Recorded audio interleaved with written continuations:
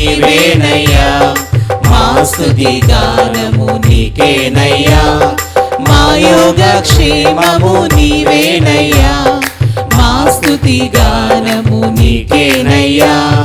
హల్లెలూయా ఆరాధ్యుడా, హల్లెలూయా స్తుతి పాత్రుడా, హల్లెలూయా అభిషక్తుడా, హల్లెలూయా అభివందనం, హల్లెలూయా ఆరాధ్యుడా, హల్లెలూయా స్తుతి పాత్రుడా, హల్లెలూయా అభిషక్తుడా, హల్లెలూయా అభివందనం.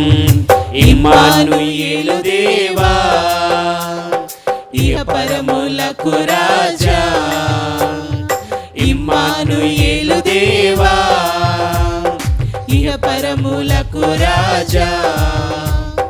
సన్నుతించి కీర్తించెదన్ సతతము నీ నామము, సన్నుతించి కీర్తించెదన్ సతతము నీ నామము.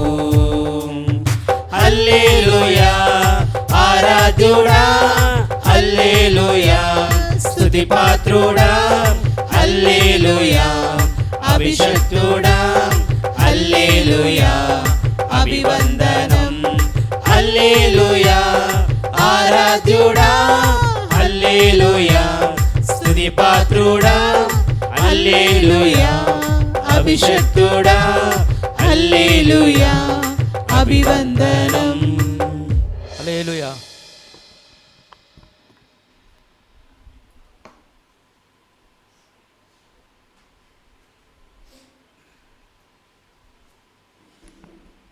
మన పరిశుద్ధ గ్రంథాన్ని పైకెత్తి దివ్య గ్రంథం అనే పాట పాడుకుందాం.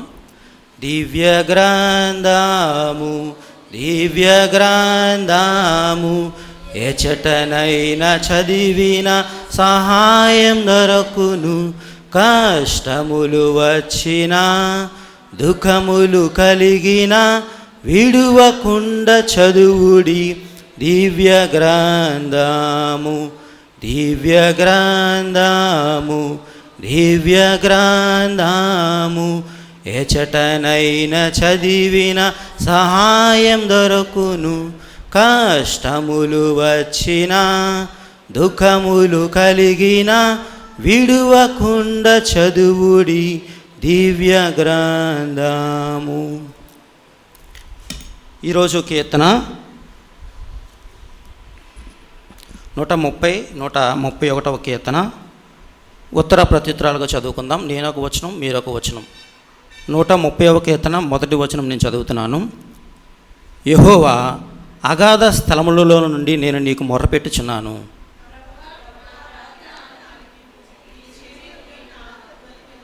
యెహోవా, నీవు దోషములను కనిపెట్టి చూచిన ఎడల ప్రభువా ఎవడు నిలువగలడు?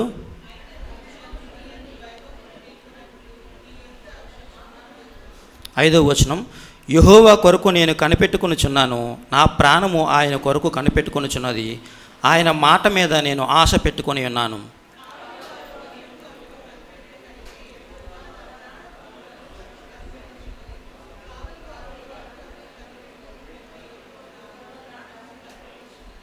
ఇశ్రాయేలు, యెహోవా మీద ఆశ పెట్టుకొనుము, యెహోవా యొద్ద కృప దొరుకును, ఆయన యొద్ద సంపూర్ణ విమోచన దొరుకును.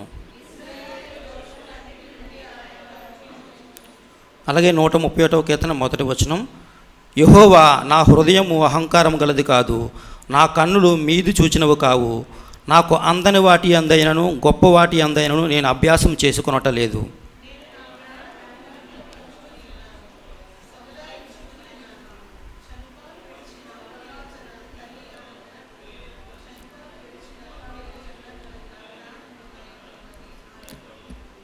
ఇశ్రాయేలు, ఇది మొదలుకొని నిత్యము యెహోవా మీదనే ఆశ పెట్టుకొనుము. ఒక చిన్న ప్రార్థన చేసుకుందాం. ప్రేమగల తండ్రి, దయగల ప్రభా, నీకు వందనాలు. ఇదిగో నీ సన్నిధికి మమ్మల్ని తీసుకొని వచ్చావు ప్రభా, ఈ పరిస్థితుల సహవాసాన్ని మాకు ఇచ్చావు, నీకు వందనాలు. దేవ, కీర్తన భాగం తండ్రి 130, 131 కొంత మేము ధ్యానించుకుంటుండగా మాతో మాట్లాడండి, మాతో మాట్లాడి మమ్మల్ని బలపరచమని యేసు నామములో అడిగి వేడుకుంటున్నాం తండ్రి, ఆమేన్. 130వ కీర్తన మొదటి వచనం. యెహోవా అగాధ స్థలములో నుండి నేను నీకు మొరపెట్టుచున్నాను. ప్రభువా నా ప్రార్థన ఆలకింపము, నీ చెవియొగ్గి నా ఆర్తధ్వని వినుము. దేవుని సేవకుడైన దావీదు ఈ ప్రార్థన చేస్తున్నాడనమాట. ఎక్కడి నుంచి మొరపెడుతున్నాడంటే దేవునికి అగాధ స్థలములలో నుండి. అగాధ స్థలం అనగానే అంధకారము లేక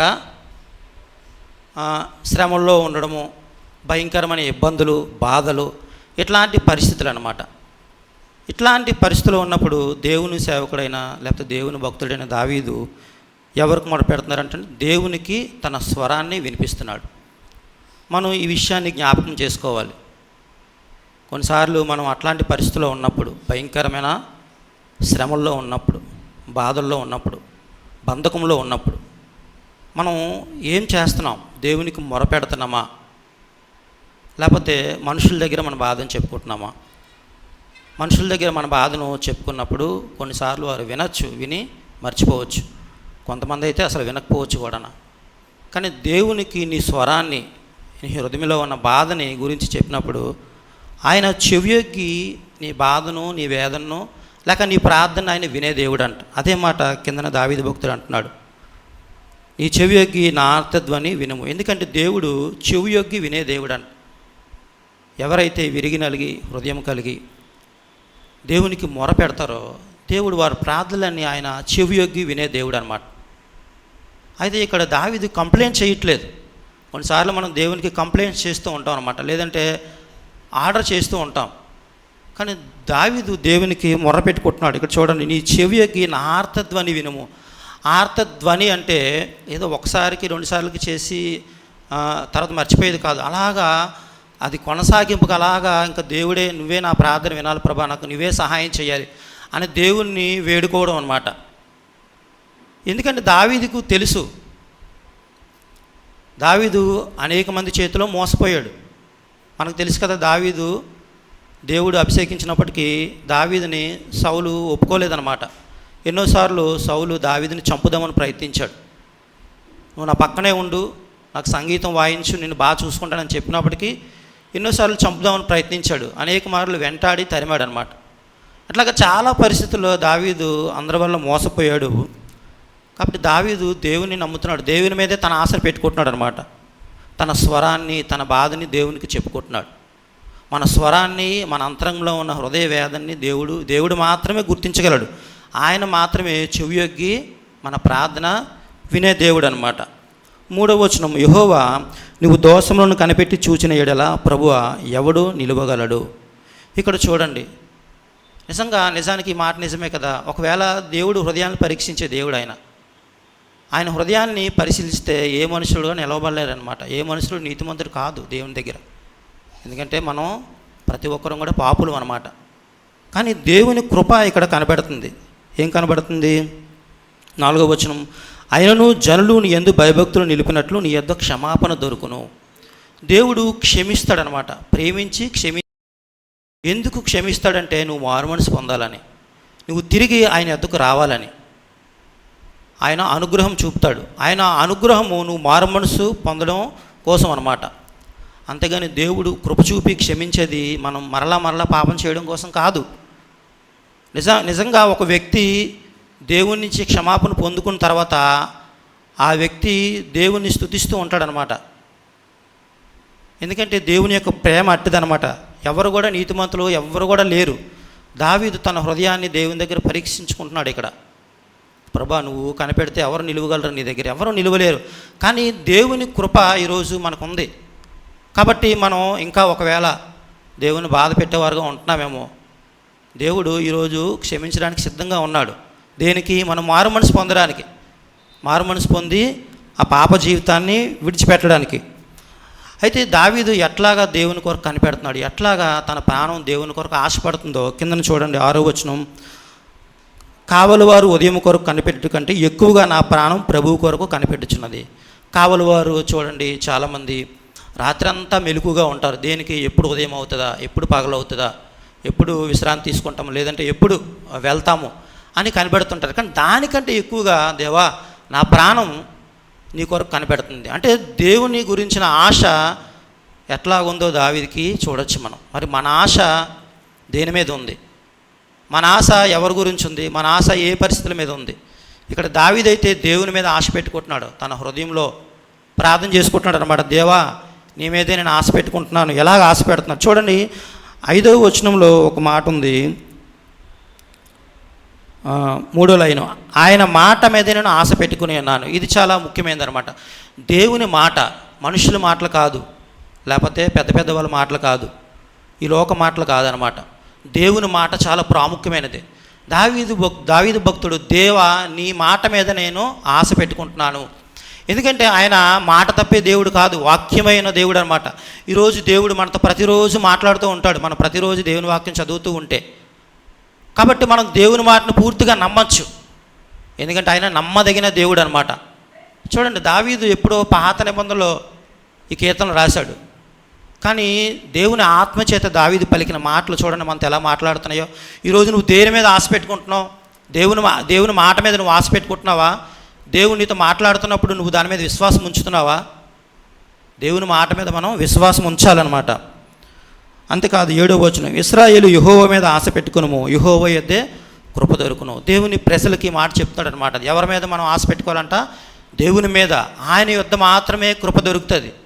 దేవుడు కృపగల దేవుడు అనమాట. ఆయన ఎట్లాంటి పరిస్థితుల్లో నువ్వు ఉన్నా, ఏ స్థితిలో నువ్వు ఉన్నా, ఆయన నిన్ను ప్రేమించి నీ స్థితి నుంచి నిన్ను విడిపించి రక్షించే దేవుడు అనమాట దేవుడు. అలాగే 131వ కీర్తనలో మొదటి వచనం చూద్దాం. యెహోవా, నా హృదయం అహంకారం గలది కాదు, నా కన్నులు మీది చూచినవు కావు, నాకు అందని వాటి అందైనను గొప్ప వాటి అందైనను నేను అభ్యాసం చేసుకున్నట్టు. చూడండి, ఈ మాట దావీదు దేవునికి చెప్తూ తన హృదయ స్థితిని పరీక్షించుకుంటున్నాడు అనమాట. నిజానికి దావీదుకి మనం ఏమని పిలుస్తాం? దేవుని హృదయానుసారుడు ఎవరు? దావీదు అంటాం. దేవుని హృదయానుసారుడు దావీదు. ఎందుకు దావీదు దేవుని హృదయానుసారుడు అయ్యాడంటే, చూడండి, ఇప్పుడు మనం నేను ఏమనుకుంటా అదే చేస్తున్నాడు. కొన్నిసార్లు మన పిల్లల్ని ఎప్పుడైనా గమనిస్తే మనం వాళ్ళ గురించి కొన్ని అనుకుంటాం, వీళ్ళు ఇలా ఉండాలి, ఇలా చేయాలనుకున్నప్పుడు మనం చెప్పకుండా వాళ్ళు అలా చేస్తున్నారనుకో, మనం ఎలా ఫీల్ అవుతాం? నేను చెప్పకుండా వీళ్ళు ఇలా చేస్తున్నాడే అని చాలా సంతోషంగా ఫీల్ అవుతాం, ఇష్టపడతాం అనమాట. అట్లాగే దేవుని హృదయాన్ని దావీదు ఎరిగేవాడంట. దేవుడు ఎట్లా ఉంటే ఇష్టపడతాడు, ఎట్లా నడుచుకుంటే దేవుడు ఇష్టపడతాడు, ఎట్లా ప్రవర్తిస్తే ఆయనకి ఇష్టం అని తెలుసుకొని దావీదు అట్లా ప్రవర్తించేవాడంట. అందుకే బహుశా దావీదు దేవుని హృదయానుసారుడు అయ్యాడేమో. కాబట్టి ధైర్యంగా దావీదు ఈ మాట చెప్పుకోగలుగుతున్నాడు. ఏమని? నా హృదయంలో అహంకారం లేదు. మరి మనం చెప్పగలమా దేవుని దగ్గర? నా కన్నులు మీది చూచినవు కాదు. మనం రోడ్డు మీద నడుచుకుంటూ వెళ్ళినప్పుడు ఎట్లా నడుచుకుంటూ వెళ్ళాలి? మీదను చూసుకుని నడుచుకుంటూ వెళ్తే ఏమవుతాం? పడిపోతాం అన్నమాట. అంటే ఇది ఒక గర్వానికి గుర్తుగా ఉందన్నమాట. దేవుని నుంచి ఈ గర్వం అనేది మనల్ని దూరం చేస్తుంది అన్నమాట. కొన్ని పరిస్థితుల్లో మనం దేవుని నుంచి తప్పుకోవచ్చు, కానీ దావీదు పరీక్షించుకుంటున్నాడు తన హృదయ స్థితి ఎలా ఉందో దేవుని దగ్గర అని. దాని తర్వాత చూడండి, ఇంకొక మాట ఉంది 2వ వచనంలోని, చనుపాలు విడిచిన పిల్ల తన తల్లి యొద్దన ఉన్నట్లు, చనుపాలు విడిచిన పిల్ల ఉన్నట్లు నా ప్రాణము నా యొద్దన ఉన్నది. చూడండి, తల్లి పిల్లల సంబంధం మనం చూసినప్పుడు ఎలా ఉంటుందంటే, పిల్లలు తల్లిని విడిచిపెట్టి ఉండలేరన్నమాట. ఎప్పటి వరకు? పాలు మారినంత వరకు కూడా ఉండలేరు. ఎందుకంటే వాళ్ళ అస్తమానం ఇంక అక్కడే పక్కనే ఉంటారనమాట. ఇంకే వాళ్ళు కదలరు మెదలరు, అలాగా పాలు తాగుతూనే ఉంటారు. అయితే మంచిదే, ఆ ప్రేమ మంచిదే, కానీ అట్లా ఉన్నంత వరకు కూడా మనం ఆ స్థితి పిల్లలకి మంచిది కాదు. ఎందుకంటే వాళ్ళు ఎప్పుడైతే పాలు మానుతారో అప్పుడే బలమైన ఆహారాన్ని వారు తినగలరు అనమాట. వాళ్ళు స్వతంత్రంగా ఆలోచించగలరు, ఇంకా రకరకాలుగా వాళ్ళు చేసుకోగలరు. అట్లాగే దేవుడు దావీదు చూడండి ఎట్లా పోల్చుకుంటున్నాడు ఇక్కడ. దావీదు ఏమని చెప్తున్నాడంటే, పాలు మానిన పిల్లలు ఎలా అయితే ఉంటారో, ఎప్పుడైతే ఆ పాలు మానుతారో స్వతంత్రంగా వాళ్ళు ఆ ఆహారం తిని బలపడతారు. అట్లాగా దేవుని కొరకు దేవునిలో ఎదగడానికి నేను సిద్ధంగా ఉన్నాను. అట్లాగా మనకు చూడండి, కొత్త నిబంధనలు కూడా అదే మాట ఉంటుంది.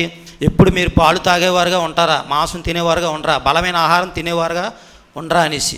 కాబట్టి దావీదు చిన్న బిడ్డలతో పోల్చుకుంటాడు అనమాట. నిజానికి దావీదులో ఎటువంటి గర్వం లేదు, ఆ విషయాన్ని మనం చూడవచ్చు. ఎందుకంటే దేవుని మందసాన్ని ఆ గుడారం దగ్గరికి తీసుకొస్తున్నప్పుడు దావీదు కూడా ఆ పనులతో కలిపి నాట్యం చేస్తూ దేవుని స్తుతిస్తూ ఉంటాడు, ఆరాధిస్తూ ఉంటాడు అనమాట. అప్పటికి దావీదు రాజు అయినప్పటికీ కూడా ఆ విషయాన్ని మీకాలు చూస్తుంది. చూసి తన భార్య, ఎందుకు నువ్వు అలా ప్రవర్తించావు, నువ్వు ఒక రాజు కదా, నీ స్థాయిని మర్చిపోయి ఎందుకు అలా ప్రవర్తించావు? అప్పుడు దావీదు చెప్తాడు, నాకు ఈ స్థానం ఇచ్చింది దేవుడు.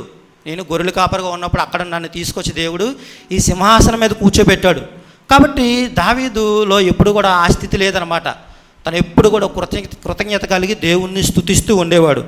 కాబట్టి మనం ఉన్న పరిస్థితుల్ని మీద మనం ఉంచి ఏ పరిస్థితుల్లో ఉన్నా మనం దేవుని మీద ఆనుకునేవారుగా ఉండాలి. దేవుని మీద ఆశ పెట్టుకునేవారుగా ఉంటే దేవుడు మన ఆశను తీరుస్తాడు, దేవుడు మనకి సహాయం చేస్తాడు. అందరూ లేచి నుంచినట్టయితే మనం కొద్ది నిమిషాలు దేవుని ఆరాధించుకుందాం.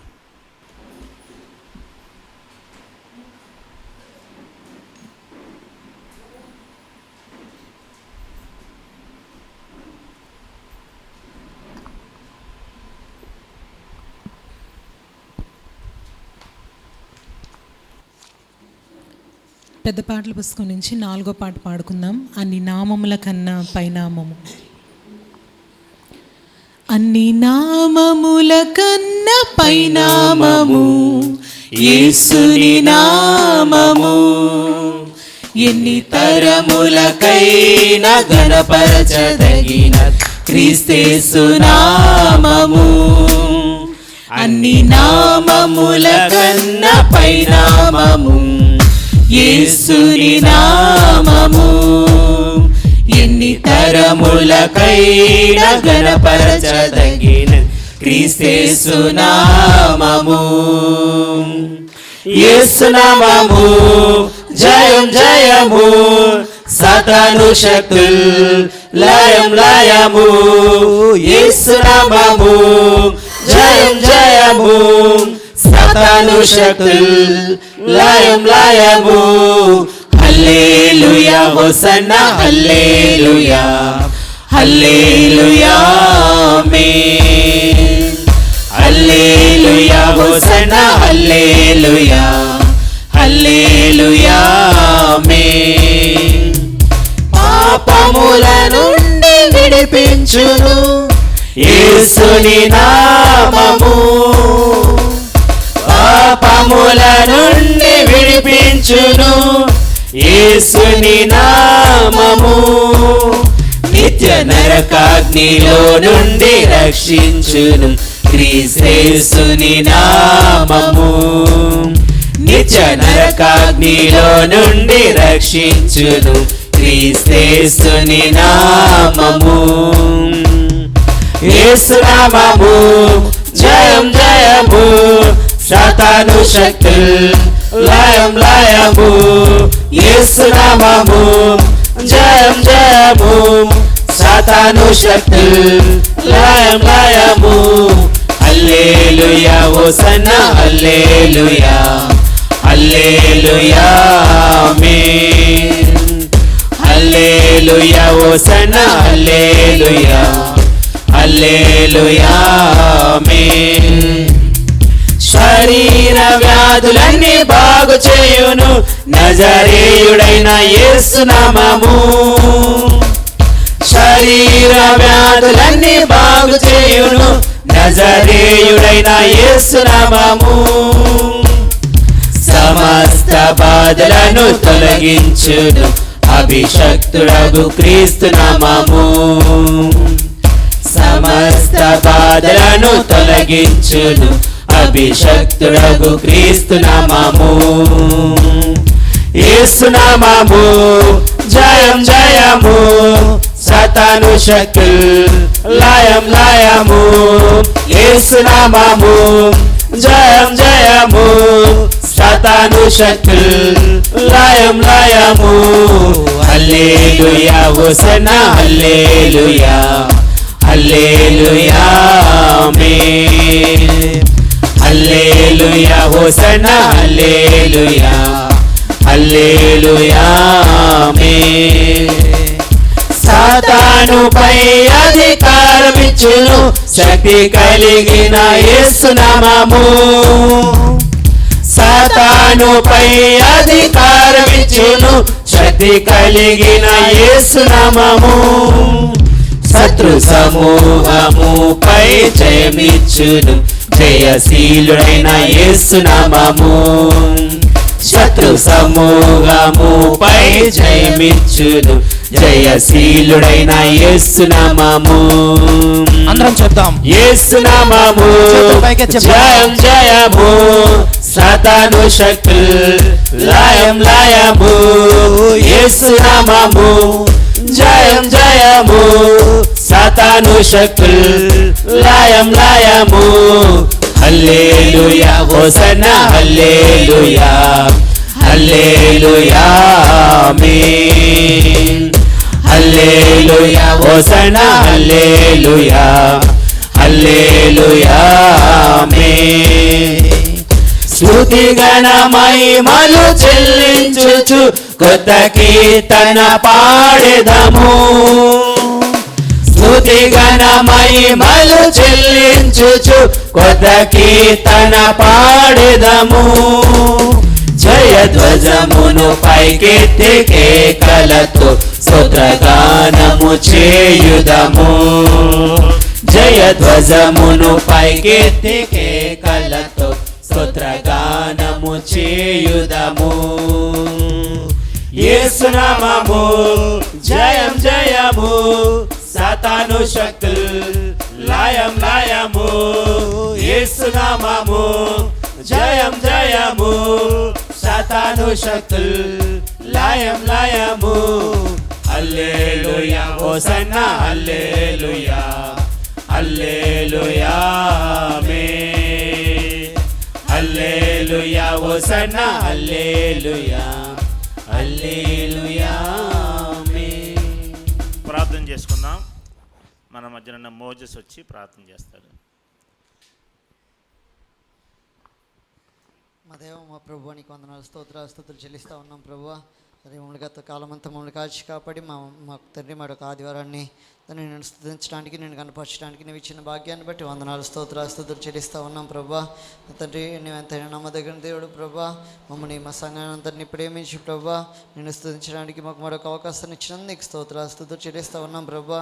ఇప్పుడే తండ్రి మాకు తండ్రి ఇబ్బందికరమైన పరిస్థితులు ఉన్నప్పటికీ, ఆటంకాలు ఉన్నప్పటికీ, ఎటువంటి పరిస్థితులు ఉన్నప్పటికీ ప్రభా నీకు మొర్ర పెట్టుకున్నప్పుడు ప్రభా తండ్రి నువ్వు మా పట్ల కృప చూపే దేవుడు అని ఇప్పుడే ధ్యానం చేసుకున్నాం ప్రభా. తండ్రి నీ కొరకు కనిపెట్టుకొని ఆశతో ఉన్నప్పుడు ప్రభా తండ్రి మాకు విమోచన ఇచ్చే దేవుడు అని ఇప్పుడే ధ్యానం చేసుకున్నాం ప్రభా. తండ్రి కీర్తన తండ్రి ఇట్లా మేము ధ్యానం చేసుకున్న రీతిగా ప్రభా మా తండ్రి మేము కూడా ప్రభా నిత్యము మీ కొరకు కనిపెట్టుకుని ఉండడానికి ప్రభా ఇంకనూ తండ్రి నీ నమ్మకం ఉంచడానికి, ఇంకనూ తండ్రి నీకు విధేయులంగా ఉండడానికి ప్రభా నీ దగ్గర మేము ఎప్పుడు పాప క్షమాపణ ఒప్పుకోవడం, మా పాపాలు ఒప్పుకోవడానికి ప్రభా నీవు క్షమించే దేవుడు అని మేము జ్ఞాపకం చేసుకోవడానికి ప్రభా తండ్రి మీరు సహాయం చేయండి ప్రభా. తండ్రి ఇప్పుడు మేము అందరం నీ వాక్యం వినబోతామండిగా ప్రభా. ఆ వాక్యం ద్వారా మీరు అందరితో మాట్లాడమని వేడుకొంచు. ఆ వాక్యం మా జీవితాల్లో 100, 60, 30 ఫలింపు చేయమని వేడుకొంచు. యేసు నామములో చిన్న స్తుతి ఆరాధన సమర్పిస్తున్నాం తండ్రి. ఆమేన్. కూర్చుందాం. మొదటగా మన మధ్య బ్రదర్ నాయుడు గారు ఒక 20 minutes క్లుప్త సందేశం ఇస్తారు. తర్వాత మోజెస్ సిద్ధపడి ఉంటాం. ½ hour.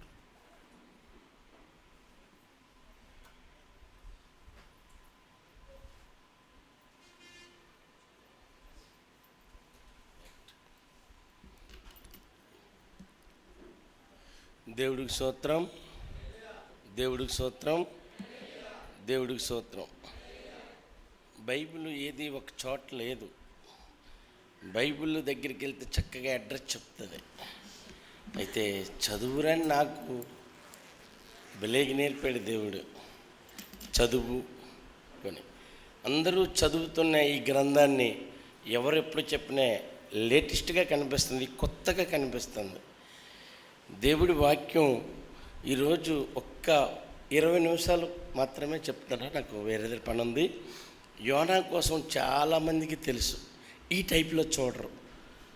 ఈ టైప్లో చూడటం చాలా కష్టం. ఎందుకంటే బైబిల్ దగ్గరికి రీసెర్చ్లోకి వెళ్తేనే దొరుకుతుంది. యోనా గ్రంథం ఒక్క నిమిషం చూద్దాం. యోనా గ్రంథం 1:1 మంచి విషయం రాశాడు. చాలా జాగ్రత్తగా చదవండి. యోనా గ్రంథం 1:1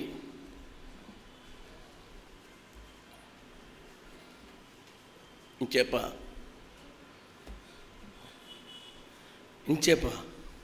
1:1 యోనా గ్రంథం. యెహోవా వాక్కు అక్కడ ఏమన్నాడు? అమిత్తయ్య కుమారుడినైన యోనాకు ప్రత్యక్షమై ఇలాగూ సెలవిచ్చాను.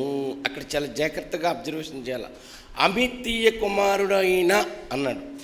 ఎవరితను? ఈ అమిత్తయ్యకి పుట్టిన వ్యక్తే యోనా. అసలు ఎందుకు పారిపోతాడు? చాలా జాగ్రత్తగా చూడాల. బైబిల్ మీ దగ్గర నేను ఎందుకు పనికిరాని వ్యక్తినే, కానీ బలై పెట్టాడు దేవుడు. నిత్యము నేను పరిశోధన ఎక్కువ చేస్తుంటాను.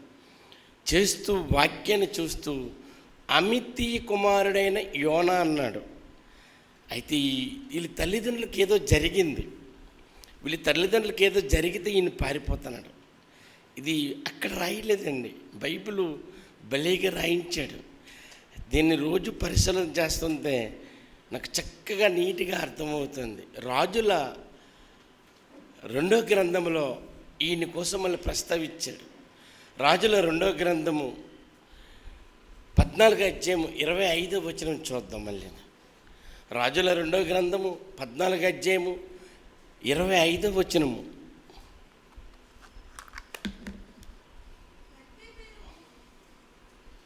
చదువమ్మా.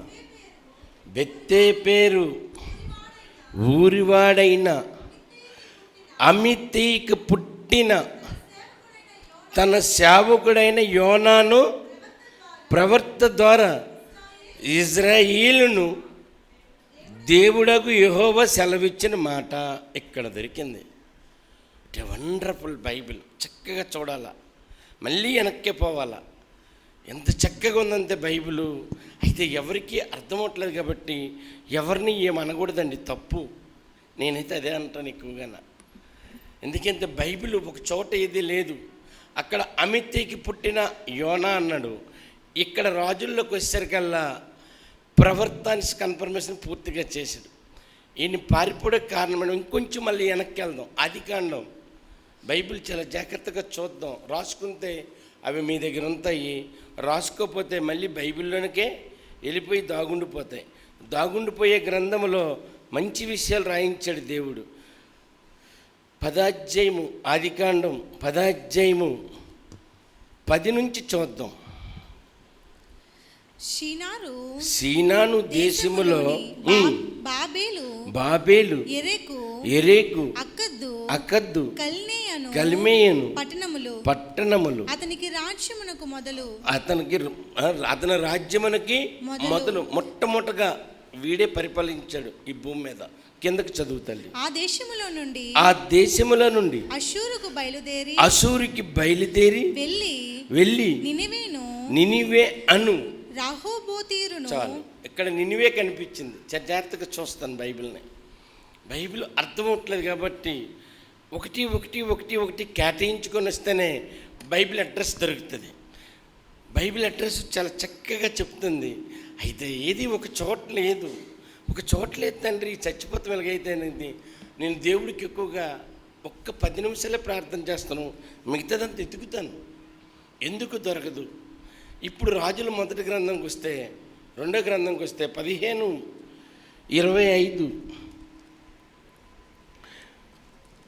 అప్పేదకు ఊరివాడైన అమిత్తయ్యకు పుట్టిన తన సేవకుడైన యోనా అను ప్రవర్త ద్వారా ఇజ్రాయేలు దేవుడుకు యెహోవా సెలవిచ్చిన మాట చప్పున అతడు చదువు తల్లి, చదువు, చచ్చిపోమ్మా. 15:25 చదువు. దేవుడి వాక్యం ఇది, ఎవరిని అపహసించకూడదు.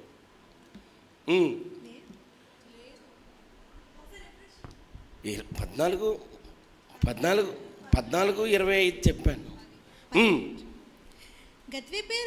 బెత్షెబకు ఊరివాడైన అమిత్తయ్యకి పుట్టిన తన సేవకుడైన యోనా అను ప్రవర్త ద్వారా ఇజ్రాయేలును గూర్చి యెహోవా సెలవిచ్చిన మాట చప్పున ఇతడు హమాతునకు పోవు మార్గమును మొదలుకొని మైదానపు సముద్రము వరకు ఇశ్రాయేలు వారి సరిహద్దులు మరలా స్వాధీనము చేసుకొనెను. ఎక్కడ దొరికింది? ఈ అమిత్తీకి పుట్టిన ఈ కుమారుడు అంతే, వీళ్ళ తల్లిదండ్రులకి ఏదో జరిగింది. బైబిల్ జాగ్రత్తగా చూస్తానండి, చదువు రాదు కానీ నెమ్మదిగా గెలుక్కొనైనా సరే చూస్తాను. అలా తిరిగేస్తుంటేనే అర్థమవుతుంది.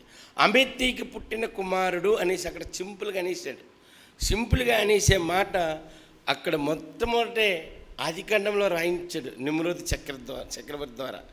నిమ్రోది చక్రవర్తి ద్వారా రాయించిన మాట వదిలేశాడు ఆ దేవుడు. ఎవరు ఎక్కడ ఒక ప్లేస్లో లేరు. అరపెకరంగా ఉంది వాక్యం. అరపెకరంగా ఉండాలంటే దీన్ని పరిశోధన జాగ్రత్తగా చేయాలి. నాకు చదువు రాదు కానండి, చదువు వస్తే చెదగొడేస్తాను, మళ్ళీ చెప్తాను. ఎందుకంటే నాకు బైబిల్ బాగా చదవాలని ఎక్కువ ఆశ. ఈ ఆశ మీదే దేవుడు ఇక్కడ వీళ్ళ తల్లిదండ్రులకి ఏం జరిగిందనేది ఆ అధ్యాయం మొత్తం అటు ఇటు చదివితే క్లియర్గా కనిపిస్తుంది. వాళ్ళ తల్లిదండ్రుల్ని, వాళ్ళ కుటుంబాన్ని అందరినీ కలిపి నినివే పట్టణం వారు, అసూరి వారు వచ్చి వీళ్ళ తల్లిదండ్రులకి మొత్తం చంపేశారండి. ఈయన ఒక చెట్టు పక్కన వెళ్ళి చూస్తుండగా యోనా, అమ్మ బాబోయ్ వాళ్ళే వచ్చారు, చంపేశారు నినివే వాళ్ళు అసూరితోటి, మళ్ళీ నాకు దేవుడిటి అక్కడికి వెళ్ళమంటానని చెప్పి అప్పుడు యోనా బోటులో బయలుదేరిపోయి, నేనైతే బోట్ అంతాను, నాకు చదువు రాదు కాబట్టి, ఓడలో బయలుదేరిపోయి పారిపోయి కింద భాగంలో దాగుండిపోయాడు. ఎందుకంటే పైనుంచి సీసీ పుట్టేసి మొత్తం అందరినీ గమనిస్తుంది, ఒక్కరిని కూడా వదలదు, లోపల అంతరంగంలో కూడా గ్రహిస్తుంది. దేవుడు మహా తెలివైనడు, మనమే తెలివి తక్కువలేము. మనకెంత జ్ఞానం ఉన్నా సరే దేవుడి దగ్గర జీరో.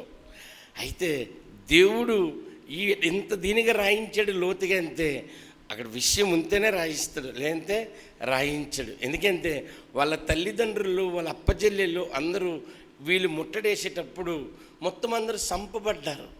చంపబడితే భయపడిపోయి ప్రవర్తన కన్ఫర్మేషన్ ఉంది, ఈ ప్రవర్త పారిపోతాడు. పారిపోయే కారణం ఏంటని చెక్ చేస్తే వాళ్ళ తల్లిదండ్రులు అందరినీ చంపేశారు. అక్కడ చంపడంతో వెళ్ళిపోయి మళ్ళీ అక్కడికి వెళ్ళమంతండి దేవుడు. చూడండి, ఎక్కడైతే చంపబడ్డారో ఆ శత్రువుల ద్వారా ముట్టడేయబడ్డారో నువ్వే ఇక్కడికి వెళ్ళి ప్రకటించారు అంతే. భయపడతారా? భయపడరా? మన లోపలికి వస్తేనే, ఎవరైనా నలుగురు వస్తే, ఆర్ఎస్ఎస్లు వస్తేనే మనమే భయపడిపోతామే, కట్టేస్తామని ఆపేస్తామని చెప్పేసి. ఆనాడు జరిగిన సంఘటనలో యోనా భయపడడంలో ఏమాత్రం తప్పులేదు. యోనా గ్రంథంకి వెళ్దాం. ఇప్పుడు యోనా గ్రంథం చక్కగా వివరిస్తాను, చూసుకోండి. యోనా గ్రంథం 1:1 యెహోవా వాక్కు అమిత్తయ్య కుమారుడినైన యోనాకు ప్రత్యక్షమై ఇలాగూ సెలవిచ్చాను. ఎవరు? అమిత్తయ్య కుమారుడు యోనా. ఈయనకి ప్రవర్తన ఎక్కడ రాసింది? రాజుల్లో రాసింది. మళ్ళీ నినివే పట్టణం అసూరు వారు ముట్టడి వేస్తారని ఎక్కడ రాసింది? మళ్ళీ ఆదికాండంలో రాసింది. చచ్చిపోతారు అనుకోండి. అయితే ఎంత పెద్ద చదువుకున్న వాళ్ళకనే అర్థమవుతుంది. నేను జాగ్రత్తగా ఎంబడిస్తుంటాను, అనేక మందిని ఎంబడిస్తూ 2 సెల్ ఫోన్ల ద్వారాగా వాక్యం నేర్చుకుంటాను. ఈ 2 ఫోన్ల ద్వారా వాక్యమే చూస్తాను, ఇంకోటి చూడను, నాకు ఇష్టం ఉండదు. ఎందుకంటే దేవుడు వాక్యము పట్టుబడుతుంది సరిగ్గా చూస్తే. అయితే మహానుభావుడి దగ్గరికి తీసుకొచ్చి నాకు మంచి పని చేశారు. ఆయన మహానుభావుడు అంత, ఎందుకంటే ఆయనకి చదువు వచ్చు, రామ బ్లెస్సింగ్కి. నాకు చదువు లేదు ఈ కటౌట్కి. అయితే మీరు మాట్లాడండి ఒక 20 నిమిషాలు అని చెప్పారు. ఈ 20 నిమిషాల్లో మంచి విషయాలే మీకు దొరుకుతాయి, కానీ ఏది చెడ్డ విషయం. ఎందుకంటే బైబిల్ పరిశోధనలో నాకు తేలినది ఇదే, అమిత్తయ్య కుమారుడైన యోనా అని కన్ఫర్మేషన్. అయితే అదే అధ్యాయము చివరి వచనం చూద్దాం. అదే అధ్యాయము చివరి వచనము యోనా గ్రంథం 1:17. గొప్ప మత్స్యము ఒకటి 14 నుంచి చదువుతాలి. కాబట్టి వారు యెహోవా నీ చిత్త ప్రకారముగా నీవే దీనిని చేసితివి, ఈ మనుషులను బట్టి మమ్మల్ని లయము చేయకమను గాక, నిర్దోషిని చంపితన నేరము మా మీద మోపకము గాక అని యెహోవాకు మనవి చేసుకునిరి. యోనాను ఎత్తి సముద్రములో పడవేయగానే సముద్రము పొంగకుండా ఆగెను. ఇది చూడగా ఆ మనుషులు యెహోవాకు మిగులు భయపడి ఆయనకు బలి అర్పించి మొక్కుబళ్ళు చేసి. వీళ్ళు అన్యులు, వీళ్ళు అన్యులు, బలి అర్పించిన వాళ్ళు అన్యులు. కానీ దేవుడికి ఆ క్షణములో నడి సముద్రములో భయపడి బలి అర్పించారు. అయితే ఈ అన్యుల దగ్గరికి ఈయన వెళ్ళిపోయి దాగునిపోతే పైనున్నాడు ఒప్పుకోట్లేదు. పైన సీసీ ఫుటేజ్ దగ్గర దొరికిపోతాం. ఎందుకంటే బైబిల్ సర్కిట్, మంచి సర్కిట్ బోర్డు. బైబిల్ మనిషికి మాన్యువల్ గ్రంథం అంతా. నేనైతే ఒక పేనకుంటే మాన్యువల్ ఉంది, ఒక మైక్ ఉంటే మాన్యువల్ ఉంది, ఒక ఫోన్కుంటే మాన్యువల్ ఉంది.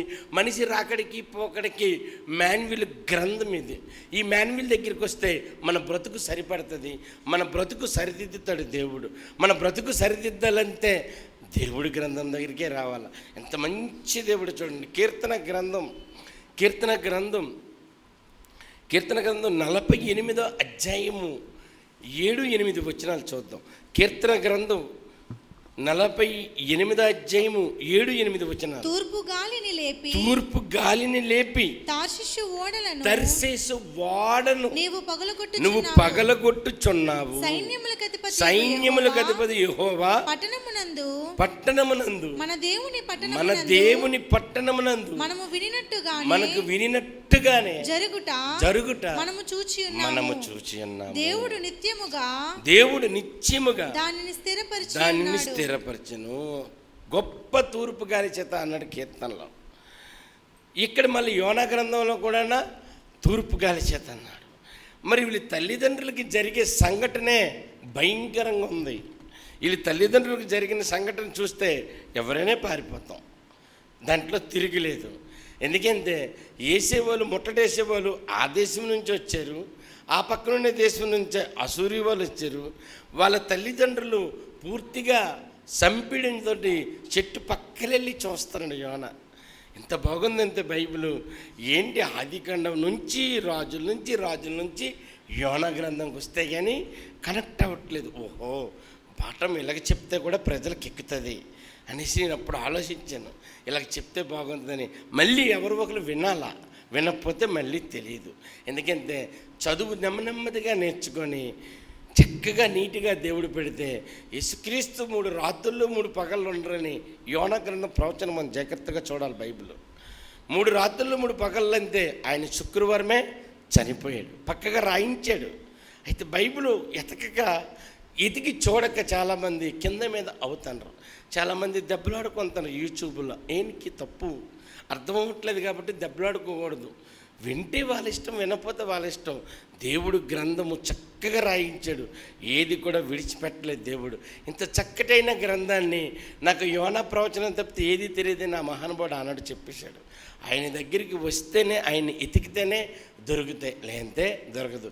యేసుక్రీస్తు శుక్రవారం మధ్యాహ్నం 3 గంటలకే చచ్చిపోయాడు. ఉదయం నుంచి పని అవుతుంది, చనిపోవడం మాత్రం ఆ రోజే చనిపోయాడని బైబిల్ లిఖితపూర్వమైన డాక్యుమెంట్ ఎవిడెన్స్ ఉంది. ఆదివారమే పునరుద్ధరణ ఆరాధన, ఇది వాస్తవం. ఎప్పటికీ తెలియక కొంతమంది లక్షవరం అంటారు, ఇప్పటికీ తెలియక కొంతమంది లక్షవరం కాదు గురువారం అంటారు. అసలు తండ్రి వేరు, కుమారుడు వేరు, పరిశుద్ధాత్మ వేరు. ఈ నలుగురికి తప్పితే అడ్రస్, పరలోకం అడ్రస్ ఇంకొక మనుషుడికి తెలియదని బైబిల్లో రాయించాడు. ఇంత చక్కగా రాయించిన గ్రంథాన్ని ఎందుకు పరిశోధించకూడదనేసి నేను ఎక్కువగా చూస్తుంటాను. చూడటంతో నాకు అనేక విషయాలు తెలుస్తుంది. లేదంటే రామాబ్రష్ అది నా దగ్గర మాట్లాడడం అనేది నాకు భయం పడాలా. ఎందుకంటే నాకు మైక్ ఫీలింగ్ లేదు. నేను అన్ని జనంలో వచ్చిన, మీరు కూడా అన్ని జనంలో పుట్టుకతో క్రైస్తవుడేనే. మనం ఆ దుడ్డివి కానీ వేరే గొర్రెలము, ఆ దుడ్డివి కానీ వేరే గొర్రెలు, మనం ఏ గోత్రం అనేది మనం చెప్పలేము. ఇండియా చరిత్ర చూస్తే 1 ఆర్యళ్ళు, 2 డావిళ్ళు. ఈ ఆర్యళ్ళు డావిళ్ళ నుంచి వచ్చిన కులస్థులమే మనందరము. ఈ మనందరము వచ్చిన ఈ కులస్థలమై ఉండి కాక లేదండి మాది కమ్మ, లేదండి మా కాపు. దీంట్లో మనం వాస్తులు కూడా చూసిన వాళ్ళు ఉన్నారు. భూమి పరిగెడుతుంది గంటకి 1,11,600 కిలోమీటర్ల వేగంతో పరిగెడుతున్న ఈ విశ్వం మీద కంటికి తిరగకుండా కనిపిస్తుంది. అంతే జనములు దేవుడి దృష్టికి శూన్యముగానే కనిపిస్తాను. ఇంత శూన్యముగా ఉన్న జనముకి లోపల ఉన్న ఆత్మ చాలా పెద్దదంతండి దేవుడు. ఆత్మ పెద్దదైతే ఈయన పారిపోతే ప్రకటించేవారు ఎవరున్నారు? ప్రకటించమని చెప్పాడు దేవుడు. ప్రకటించి నువ్వు వెళ్ళు, కాము కూర్చో అన్నాడు. అంతే. కాము కూర్చుంటే దేవుడే ఆయనలో దూరి మాట్లాడండి. ఒక 20 నిమిషాలు అంతే, 20 నిమిషాలు మాట్లాడేసి వెళ్ళిపోతున్నానని చెప్పాను. దేవుడు వాక్యం ఇంత దీనికంటే వాళ్ళ తల్లిదండ్రులకి, వాళ్ళ అక్కజల్లెలకి గర్భములు కదా, మానవులెళ్ళి కత్తులు దూసుకుని వెళ్ళిపోయారండి. మానవులెళ్ళి కత్తులు దూసుకుని వెళ్ళిపోయి యోనా తాలూకా కుటుంబం అంతని స్మాష్ చేశారు, చంపేశారు. అందరినీ ఉన్న ఎవ్రీబడి అందరినీ చంపిస్తే ఇతను పారిపోవడం కారణము ఓహో ఇదే అనుకున్నాను నేను. ఎందుకంటే రాజుల గ్రంథం గమ్మున మనం ఎతకము. ఇక్కడ చూడం ఫస్ట్ ఎప్పుడు కూడా నా హెడ్లైన్ చూసేటప్పుడు ఫస్ట్ నేములో పేరు చూస్తాను నేను ఎప్పుడున్నా. ఏమన్నాడమ్మా? యెహోవా వాక్కు అమిత్తీయ కుమారుడైన యోనాకు ప్రత్యక్షమై ఎలాగో సెలవిచ్చెను. అమిత్తీయ కుమారుడు ఎవరు అనేది ఎతికి పట్టుకుంటేనే దొరుకుతుంది. ఇప్పుడు అంతా బైబిల్లో అన్ని రిఫరెన్స్లు కరెక్ట్గా ఉన్నాయి, అన్నీ కరెక్ట్గా ఏది ఒక చోట లేదు. కాబట్టి బైబిల్ని పరిశోధన జాగ్రత్తగా చూడాలి, జాగ్రత్తగా ఆలోచించండి. ఎందుకంటే బైబిల్ మీ అంత పండితునైతే కాదు, నేను ఎలాగని మొత్తం తినేదామని ఎక్కువ ఆశపడతాను. అది జరుగుతుందా? మొత్తం తినేదంత 120 కేజీల బరువుకి తక్కువే, కానీ తినడం అయితే జరుగుతుంది, కానీ అంతా తినలేను. సరుకు చాలా ఉంది. బైబిల్ చక్కగా మనం పరిశోధన చేస్తేనే తెలుస్తుంది, లేదంటే తెలియదు. ఇంకొక ముందుకు వెళ్దాం. అదే యోనా గ్రంథం 1:4. అదే యోనా గ్రంథం 1:4 అయితే యెహోవా సముద్రము మీద పెద్ద గాలి పుట్టింపగా సముద్రమందు గొప్ప తుఫాను రేగి ఓడ బద్దలైపోవును, పోవు గతి వచ్చును. ఎందుకు? ఇక్కడ అమిత్తీయ కుమారుడు కిందనున్నాడు, పైనుంచి సీసీ పొట్టి చూస్తుంది దేవుడు చూస్తుంటే కిందకి వెళ్ళిపోతే నేను ఎవరికి కనబడను అని చెప్పి అంతే. చివరినైనా సరే దేవుడికి కనిపిస్తారు, ఫ్రంట్రోల్లోనే కనిపిస్తారు, మధ్యలోనే దేవుడి దృష్టికి అంత క్లియరెన్స్ ఉంది. వీళ్ళ తల్లిదండ్రులకి ఇది జరిగింది. ఆ రాజుల గ్రంథంలో ఆ దినవృత్తంలో చూస్తే నేను భయపడ్డాను. ఓరు నాయను, అందుకే ఇలా పారిపోయాడా? ఓహో, ఎందుకంటే ఇంచుమించు 3000 కిలోమీటర్లు వెళ్ళిపోయినట్టు కన్ఫర్మేషన్ ఉంది. 3000 కిలోమీటర్లు పారిపోయిన వ్యక్తికి మళ్ళీ స్పీడ్గా రావాలంటే ఆనాడు ఇంజిన్లు బోట్లు తక్కువ, అంతా ఈ బోట్లే. అయితే స్పీడ్గా రావాలంటే మళ్ళీ మత్స్యమే మింగితే స్పీడ్గా తీసుకొస్తుంది. దానికి ఆకలేదు, మనిషికి ఆకలేదు. పరిగెట్టి తీసుకొచ్చాడు దేవుడు. తీసుకొచ్చి ఎమ్మడే కక్కించినట్టు చేశాడు. ఈరోజు ఒక మెసేజ్, ఒక పావురము పిల్లల కోసము ఒక మత్స్యము తీసుకొచ్చింది. పెట్టాను మెసేజ్ అయ్యగారికి.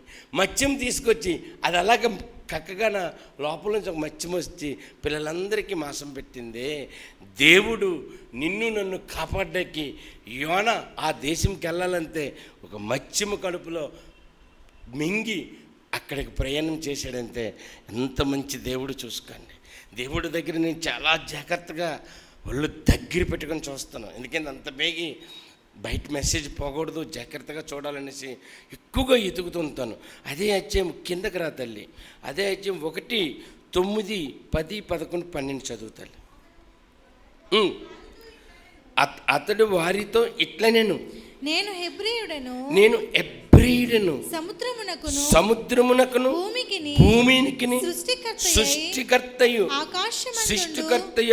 ఆకాశముండు దేవుడనయ్యున్న యెహోవా యందు నేను భయభక్తులు గలవాడనై ఉన్నాను.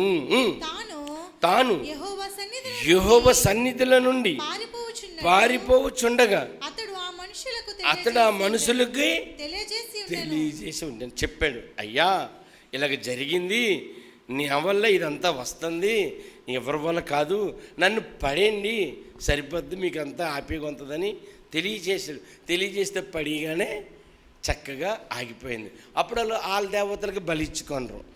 ఎందుకంటే దేవుడు వాక్యము యోనాని ఎలాగ పరిగెట్టించాడో, సముద్రంలో ఎలా పడేశాడో, పాతాళంలో ఉన్నట్టు ఆయన ఫీల్ అయిపోతాడు, పాతాళ గర్భంలో ఉన్నట్టు ఫీల్ అవుతాడా. అదే అధ్యాయము 2 యోనా గ్రంథం 1-2 వచనాలు. ఆ మత్స్యము కడుపులో నుండి యోనా యెహోవాకు ఎలాగూ ప్రార్థించెను. నేను ఉపద్రవములో నుండి యెహోవాకు మనవి చేయగా ఆయనకు ప్రత్యుత్తరం ఇచ్చెను. పాతాళ గర్భములోకి వెళ్ళిపోయినట్టు యోనాకి ఎలా తెలుసు? పడిపోయింది సముద్రంలో. పాతాళ గర్భముల నుండి చదువుతా, నేను కేకలు వేయగా నీవు నా ప్రార్థన అంగీకరించి అన్నావు. అంత బాగుందండి, చక్కగా ఉంది బైబిల్. అయితే ఒక చోట లేదు కాబట్టి తప్పు ఎవరిని అనకూడదు. ఒకరికి ఒకటి తెలుస్తుంది, ఒకరికి ఒకటి తెలుస్తుంది, ఒకరికి ఒకటి తెలుస్తుంది. నాకు ఈ టైప్లో చెప్తే బాగుంటుంది, ప్రజలకు ఎక్కుతుంది. ఎందుకంటే నిమ్రోది టైంలో నినివే ఉంది, నిమ్రోది టైంలో అసురులు ఉన్నారు, అలాగ వస్తారనేసి ముందు 400 సంవత్సరాలు అప్పుడే రాయించాడంతే. ప్రజలు చేసుకునే తప్పు ప్రజల మీదకే వచ్చింది. మళ్ళీ ముట్టడి వేసేటప్పుడు వీళ్ళ తల్లిదండ్రుల్ని, అక్క చెల్లెల్ని అందరినీ గర్భములెళ్ళి మానములెళ్ళి తీసుకొచ్చి పేకలు కోసేస్తుంటే అక్కడ యోన చక్కగా పక్కన చెట్టు సాటు నుండి చూశాడు, భయపడిపోయాడు. ఆ భయపడిపోయి పారిపోయి బోటెక్కాడు. బోటంతే వాడెక్కాడు. ఆ వాడెక్కేటప్పుడు తూర్పు గాలి చేత సముద్రం కింద మీద అయ్యి లాస్ట్కి మత్స్యము గర్భములు వెళ్ళి పుట్టిన తర్వాత మత్స్యం గర్భంలో వచ్చినాకే ఆయన బతికానని చెప్పేసి ఇక వెళ్ళి ప్రకటించడం మొదలెట్టాడు. మనందరము ఒక్కొక్కరికి ఒక్కొక్కలాగా మైండ్ సెట్ ఉంటుంది, ఒక్కొక్కరికి ఒక్కొక్క ఆలోచన ఉంటుంది. ఎవరిలో ఉన్న మైండ్ సెట్ వారిలో ఉండే ఆత్మకే కానీ పక్క వాళ్ళకి ఎవరికి తెలియదు. ఎందుకంటే దేవుడు వాక్యము అలాగే ఉంది. ఎందుకంటే దేవుడి వాక్యం అందరికీ తెలుస్తుందంటే నేను అస్సలు ఒప్పుకోను. ఎందుకంటే కొంత ఇచ్చట ఉంది కాబట్టి బైబిల్ పరిశోధన చేస్తేనే దొరుకుతుంది. యోనాకు జరిగిన విషయంలో వాళ్ళ తల్లిదండ్రులకి కోల్పోయాడు కాబట్టి ఏ రకంగా చంపబడ్డాడు, భయపడిపోయి పారిపోయాడు. 3000 కిలోమీటర్లు వెళ్తే పైనున్న దేవుడు పరమాత్ముడు ఆయన చూసి, ఆ పరమాత్ముడు చూసి పట్టుకొని దింపండి నా వల్లే వచ్చిందని చెప్పాడంతే. ప్రవర్తన కన్ఫర్మేషను ఎంత చక్కగా ఉందో చూడండి. దేవుడి వాక్యము ఎంత చక్కటైన వాక్యం అంటే ఇదంతా ఎందుకు చెప్పకూడదు, చెప్పితే బాగుంటుంది కదా అనేసి నా యొక్క ఆలోచన. అదే యోనా గ్రంథం 1:17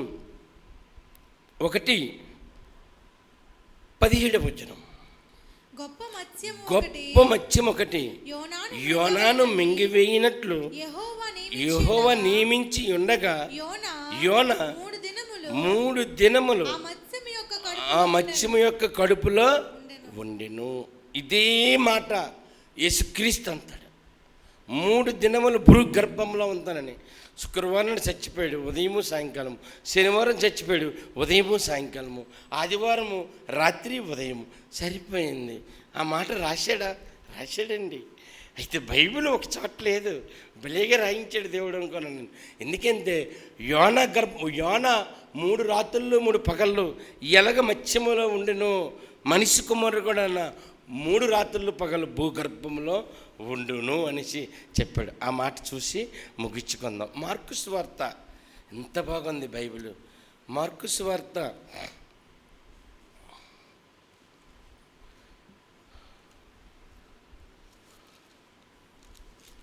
15వ అధ్యాయము. జాగ్రత్తగా అబ్జర్వేషన్ చేయండి. మాట అందరూ బైబిల్ విద్యార్థులు కూడా ఇక్కడ పూర్తిగా బైబిల్ను సేవించిన వాళ్ళు. అటువంటిది నాలాంటి అమాయకుడి దగ్గర కూడా మంచి మాట దొరుకుతుంది. ఎందుకంటే నేను అమాయకుడని నాకు తెలుసు, చదువులేదు కాబట్టి.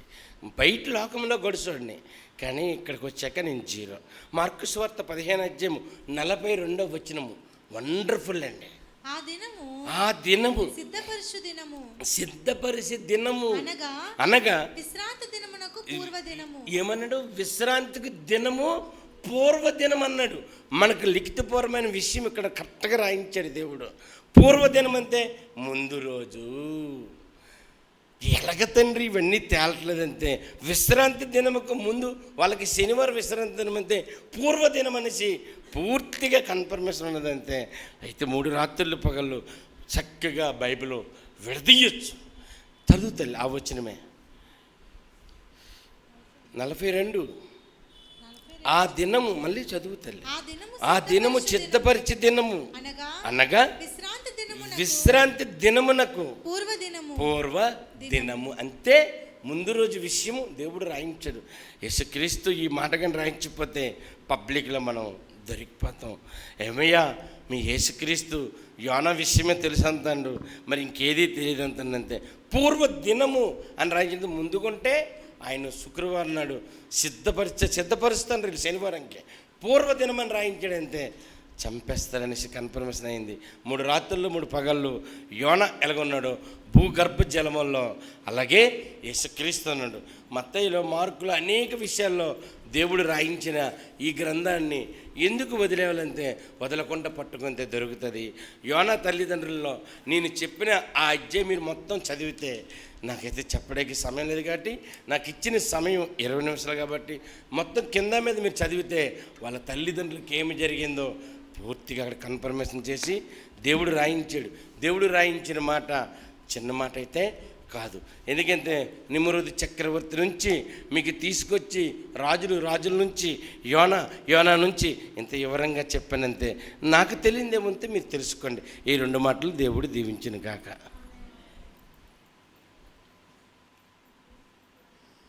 దేవుని స్తోత్రం. యూదుల యొక్క దినముల లెక్క ఎలా ఉంటుందంటే, ఒక దినములో ఒక పార్ట్ 1 గంట అయినా సరే అది పూర్తి దినంగా లెక్కేస్తారు. కాబట్టి 3 రోజులు అన్నాడు పూర్తిగా. మరి 3 రోజులు అవ్వలేదు కదా, సాయంకాలం అయితే 1 గంట, లేకపోతే ఆదివారం తెల్లవారుజామున ఇచ్చాడు ఆయన. Part of the day is full day as per juice. ఒక పల్లవి పాడుకున్న తర్వాత మోజెస్ వచ్చి వాక్యం అందిస్తాడు. గొప్ప దేవుడు మనకున్నాడు. అందరూ చప్పట్లు కొట్టి చక్కగా పాడండి. 21వ పల్లవి ఒకే మాట 2 సార్లు 4 సార్లు రిపీట్ చేస్తాం. మై తీసుకుంటాం. గొప్ప దేవుడు మనకున్నాడు, గొప్ప దేవుడు మనకున్నాడు, గొప్ప దేవుడు మనకున్నాడు, గొప్ప దేవుడు మనకున్నాడు, గొప్ప వాక్యము మనకున్నది, గొప్ప వాక్యము మనకున్నది, గొప్ప వాక్యము మనకున్నది, గొప్ప వాక్యము మనకున్నది, గొప్ప నామము యేసు నామము, గొప్ప నామము యేసు నామము, గొప్ప నామము యేసు నామము, గొప్ప నామము యేసు నామము, గొప్ప రక్షణ మనకిచ్చెను, గొప్ప రక్షణ మనకిచ్చెను, గొప్ప రక్షణ మనకిచ్చెను, గొప్ప రక్షణ మనకిచ్చెను. చప్పట్లు కొట్టి స్తుతించేదాము, చప్పట్లు కొట్టి స్తుతించేదాము, చప్పట్లు కొట్టి స్తుతించేదాము, చప్పట్లు కొట్టి స్తుతించేదాము.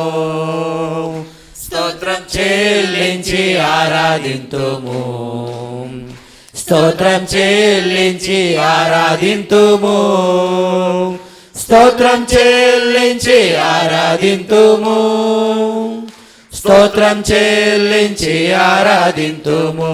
హల్లెలూయా హల్లెలూయా హల్లెలూయా హల్లెలూయా హల్లెలూయా హల్లెలూయా హల్లెలూయా హల్లెలూయా హల్లెలూయా హల్లెలూయా. మోజెస్ అనగా మన జీవన్ పొలం నుండి ఇస్సాక్ పాస్టర్ గారు, అలాగే రెబెక్క వారికి 2 కుమారులు ఇక్కడే చిన్నప్పుడు ఉండేవారు. మళ్ళీ వారు వెళ్ళిపోయినారు. మరి ఇక్కడికి వచ్చి బీటెక్ పూర్తి చేసిన తర్వాత సివిల్లో ప్రస్తుతము సచివాలయం ద్వారా గవర్నమెంట్ జాబు సర్వేయర్గా పనిచేస్తున్నాడు. మంచి సాక్ష్యం కలిగి అక్కడ ఎంఆర్ఓ, కలెక్టర్ వాళ్ళందరూ కూడా గౌరవిస్తారు. ఎందుకంటే యథార్థంగా, నమ్మకంగా, మంచి క్రిస్టియన్గా తాను పనిచేస్తున్నందుకు. ఈ సమయంలో తాను వచ్చి అక్కడ వాక్యం చెప్తాడు. దేవుడు వాడుకుంటూ ఉన్నాడు. ఈరోజు మన దగ్గర చెప్పాలని ఎందుకో నాకు ప్రేరేపణ వచ్చింది. ఇక్కడ వచ్చి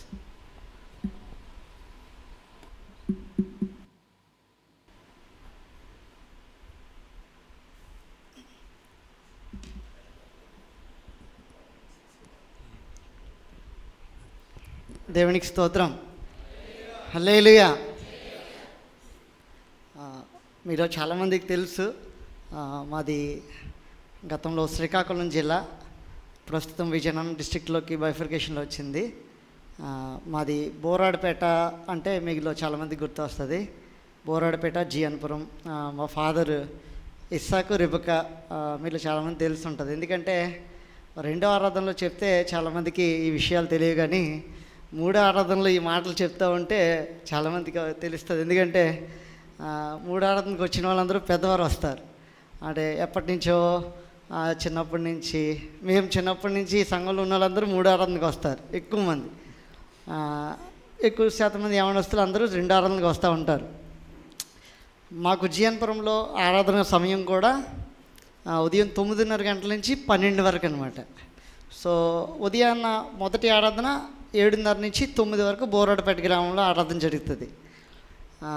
నేను బోరాడపేట గ్రామానికి అంటే వెళ్ళను, తమ్ముడు డాడీ వెళ్తారు. అక్కడ పరిచర్యలో పాలు పంచుకుంటూ ఉంటారు. నేను అమ్మ వెళ్ళం. అమ్మ వంట చేస్తుంది, నేను ఇవన్నీ రెడీ చేస్తూ ఉంటాను. ఇక్కడ జియన్పురం ఆరాధనలో చాలాసార్లు నన్ను వెళ్ళమని చెప్తూ ఉంటారు.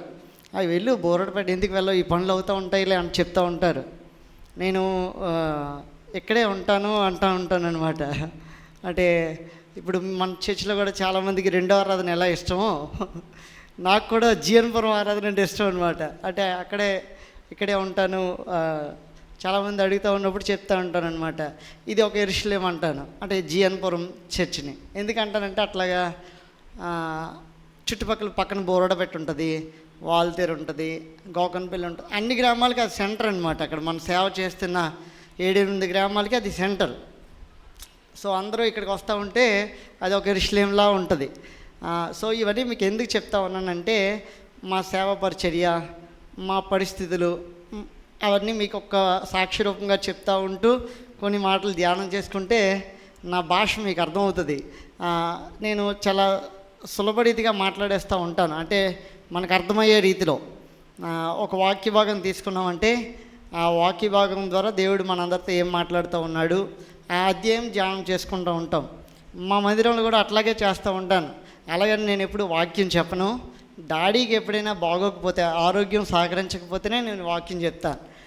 లేదంటే కీర్తన గ్రంథం ధ్యానిస్తూ ఉంటాను అప్పుడప్పుడు.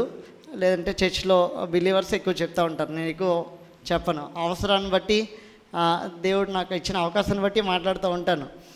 ఇక్కడ కూడా ఎప్పుడైనా చిన్నప్పటి నుంచి సండే స్కూల్స్లో చెప్పడం అట్లా ఉండడం తప్ప, కానీ ఎప్పుడు కీర్తన కూడా చెప్పలేదు. ఒకసారి ఎప్పుడో జేమ్స్ అంకుల్ ఎక్కడికో చాలా దూర ప్రయాణం వెళ్తే ఆ రోజున కీర్తన చెప్పాను, అంతే గుర్తు. అది కూడా 2019 ఆ టైంలో. అయితే అనుకోకుండా ఈరోజు కూడా నేను రెండో ఆరాధనకే వచ్చాను. అంకుల్తో మాట్లాడుతూ ఉన్నాను కాబట్టి ఇంక అలా ఉండిపోయాను అనమాట 3 ఆరాధనలు కూడా. అంకుల్ ఇప్పుడు సడన్గా చెప్పి కొంత సమయం వాక్యం ధ్యానం చేయమని చెప్తే కొంచెం తడబాటు గురయ్యాను. కానీ దేవుడు మనందరితో ఏదో ఒక విధంగా ఏదో ఒక వాక్యం ద్వారా మాట్లాడుతూ ఉంటాడు. మా సంఘంలో గత మార్చి నెలలో బలారాధనలో పంచుకున్న కొద్ది మాటలను మీతో కూడా పంచుకుంటాను. ఎందుకంటే ఇప్పటికిప్పుడు నేను సిద్ధపడింది లేదు, కానీ దేవుడు మాతో ఆ రోజున ఏ విధంగా మాట్లాడాడు నేను చెప్తా ఉన్నప్పుడు కూడా ఒక సాక్ష్యంలాగే చెప్తూ ఉంటాను. మా సాక్ష్యం మాకు ఆ వాక్యభాగం ద్వారా దేవుడు మాతో ఏ విధంగా మాట్లాడాడు, ఇప్పుడు మనందరితో కూడా అదే వాక్యభాగం ద్వారా మాట్లాడాలని నేను ఆశపడుతూ ఉన్నాను. 2వ దినవృత్తాంతాల గ్రంథం 2వ దినవృత్తాంతాలు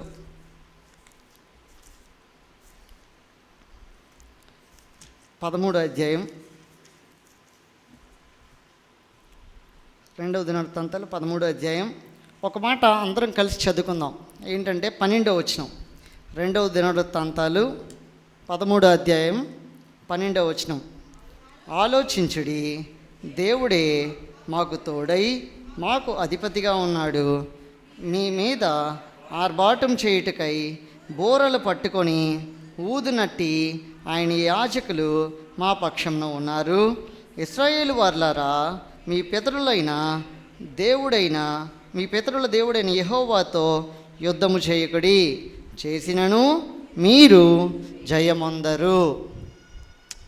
రైట్, అందరూ ఇప్పుడు నా వైపు చూస్తూ వినొచ్చు. అంతే. ఇంకా ఇక్కడి నుంచి మనం ఎక్కడికి వెళ్ళాం. ఈ వాక్య భాగం ద్వారా దేవుడు మనతో మాట్లాడాలని ఆశపడతా ఉన్నాను. అందరూ ఈ మాట నాతో చెప్పండి, మీరు జయమొందరు. నేను మాట్లాడుతూ ఉన్నప్పుడు మీరు కూడా మాట్లాడుతూ ఉండాలి. ఇది ఎట్లా ఉంటుందంటే జస్ట్ ప్రాక్టికల్ టాక్ లాగే ఉంటుంది. మీరు జయమొందరు. చాలామంది ఈ మాట పలకడానికి ఇష్టపడట్లేదు. ఎందుకంటే ఎవరికైనా గెలుస్తారు అంటే బాగుంటుంది, మీకు అంటే మీరు జయమొందుతారు గెలుస్తారని చెప్పడం అంటే ఇష్టం, కానీ మీరు గెలవరు అని చెప్పడం అనేది చాలామందికి ఇష్టం ఉండదు కదా. కాబట్టి ఇప్పుడు మనం మార్చుదాం. దానికి ఆపోజిట్ వర్డ్ మీరు జయమొందరని ఎప్పుడు అంటాం? ఇప్పుడు ఇద్దరు వ్యక్తులకు పోటీ జరుగుతూ ఉంది.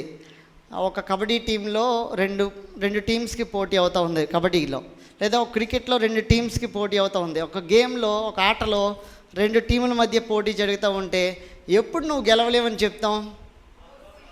మేము గెలుస్తాం అనుకున్నప్పుడు, అంతేనా? ఇప్పుడు చెప్పండి, మీరు జయమొందరు అంటే దానికి ఆపోజిట్ వర్డ్ ఏంటి? మేము గెలుస్తాం. జయమొందుతామంటే కొంచెం పెద్ద వర్డ్ లాగా ఉంది, ఎందుకంటే ఎక్కువసార్లు చెప్పాలన్నమాట. చెప్పండి, మేమే అనండి, మేమే. మీరు జయమొందరు అని వద్దు, ఇంకా మేమే, రెండు ఒకటే. మీరు జయమొందరు అన్నా మేమే గెలుస్తామన్నా ఒకటే. ఎవరితో యుద్ధంకి వెళ్తా ఉన్నప్పుడు మీరు గెలవరు మేమే గెలుస్తాం, రెండు ఒకటే కదా, రైట్. కాబట్టి ఇప్పుడు అందరూ చెప్పాలి నాతో పాటు, మేమే గెలుస్తాం అనండి అందరూ, మేమే గెలుస్తాం, రైట్. ఈ స్టోరీ ఈ దినవృత్తాంతాల గ్రంథంలో ఈ 13వ అధ్యాయంలో 2 రాజులు కనబడతారు. ఒక రాజు పేరు యెరోబాము, ఒక రాజు పేరు ఏంటి? యెరోబాము. చిన్నపిల్లలకి నేను సండే స్కూల్ చెప్తున్నట్టే చెప్తాను, కాబట్టి మీకు అందరికి అర్థమవుతుంది, కథలాగా చెప్తాను. ఒక రాజు పేరు ఏంటి? యెరోబాము. ఇంకొక రాజు పేరు అబియా. ఏంటి? అబియా. 2 రాజులు ఇక్కడ ఉన్నారు. యెరోబాము ఇశ్రాయేల్ తరపున రాజు, అబియా యోధా వారి తరపున రాజు అనమాట.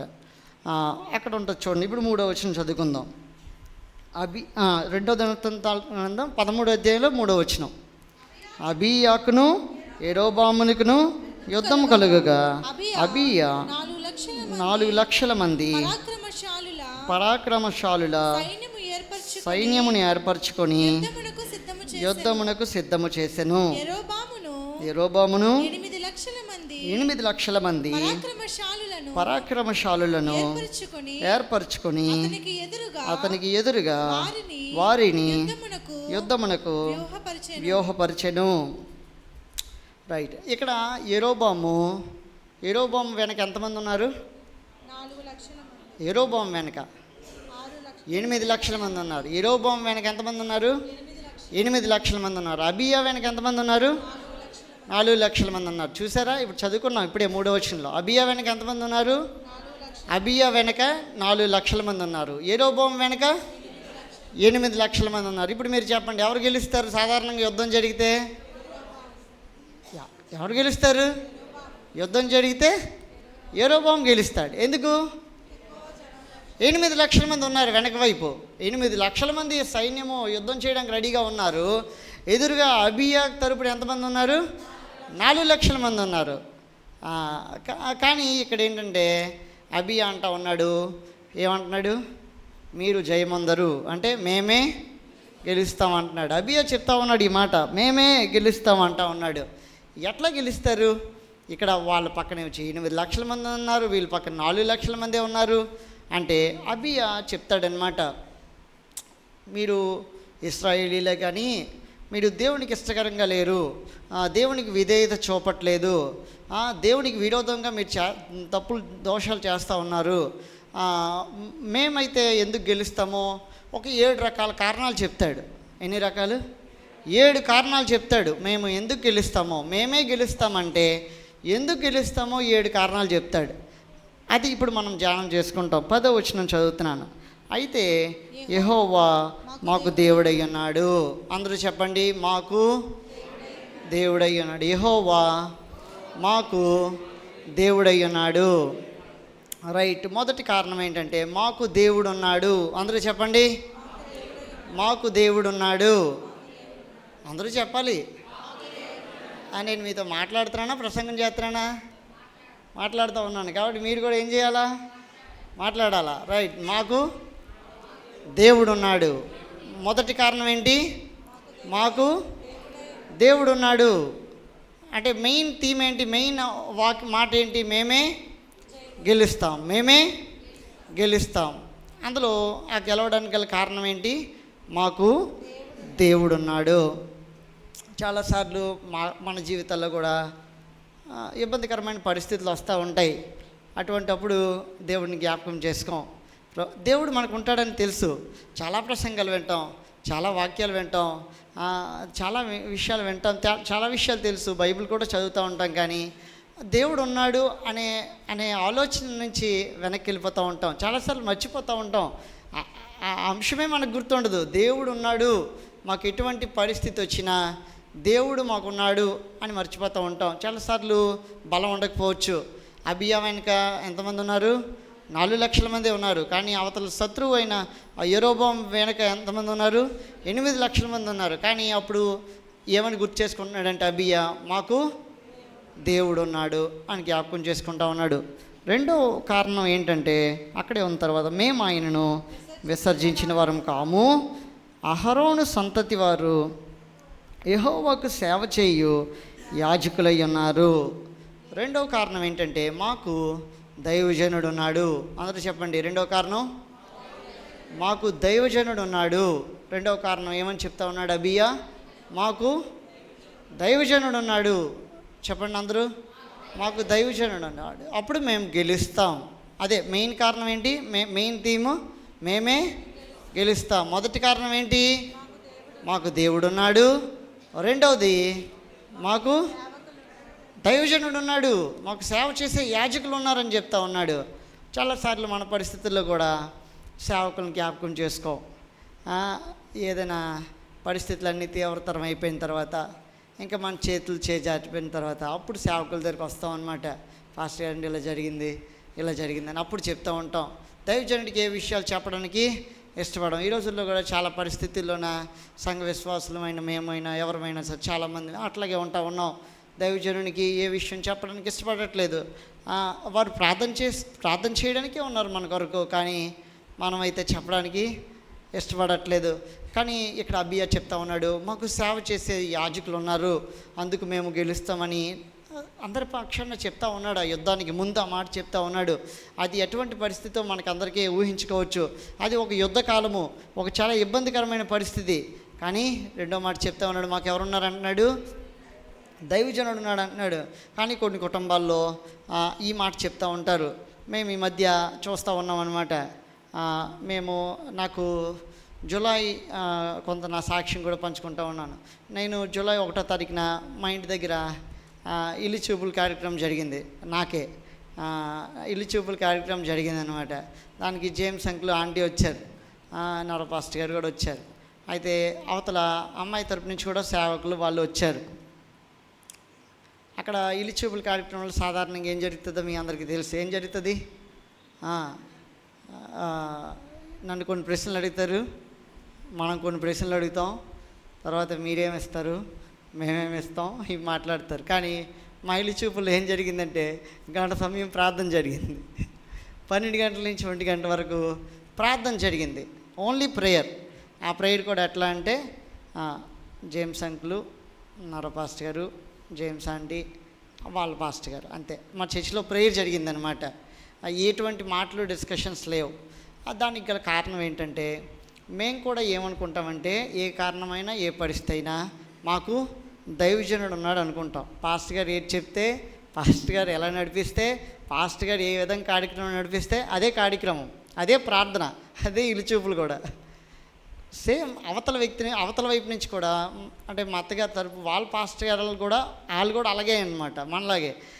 వాళ్ళు కూడా వాళ్ళ పాస్టర్ గారు ఏది చెప్తే అదే, వాళ్ళ పాస్టర్ గారు ఎలా నడిపిస్తే అట్లాగే. అంటే మన పరిస్థితిలోనూ మన జీవితాల్లో ఈ పరిస్థితిని అనుమతించాలన్నమాట. మాకు దైవజనుడు ఉన్నాడు అనే మాట జ్ఞాపకం చేసుకోవాలి. మొన్న ఆగస్టు 2వ తారీఖున మా చర్చ్ యానివర్సరీ జరిగింది, వార్షికోత్సవం. ఎన్నో వార్షికోత్సవం అంటే 16వ వార్షికోత్సవం. 16 సంవత్సరాలు పూర్తయింది మేము ఈ సంఘం నుండి అక్కడికి సేవకి పరిచయకి వెళ్ళిపోయి 16 సంవత్సరాలు పూర్తయిన సందర్భంగా చర్చి వార్షికోత్సవం జరిగించుకుంటూ ఉన్నప్పుడు మేము అంటే ఇప్పుడు ఎవరైతే అమ్మాయి పెళ్ళి కావాల్సిన అమ్మాయి ఉందో వాళ్ళ అన్నయ్యని వాళ్ళ వదిని రమ్మని చెప్పాం మన వార్షికోత్సవానికి. వాళ్ళు వెంటనే ఏం చెప్పారంటే మా పాస్టర్ గారికి చెప్పండి అన్నారు. అంటే వెంటనే వాళ్ళకి ఎవరు గుర్తొచ్చారు? వాళ్ళ దైవజనుడు గుర్తొచ్చారు. అదే మాలాంటి వాళ్ళకి చెప్తే మేమేం చెప్తాం, సరే వచ్చేస్తాం అలాగే తప్పకుండా అని చెప్పుకొని మనం వెళ్ళిపోతాం.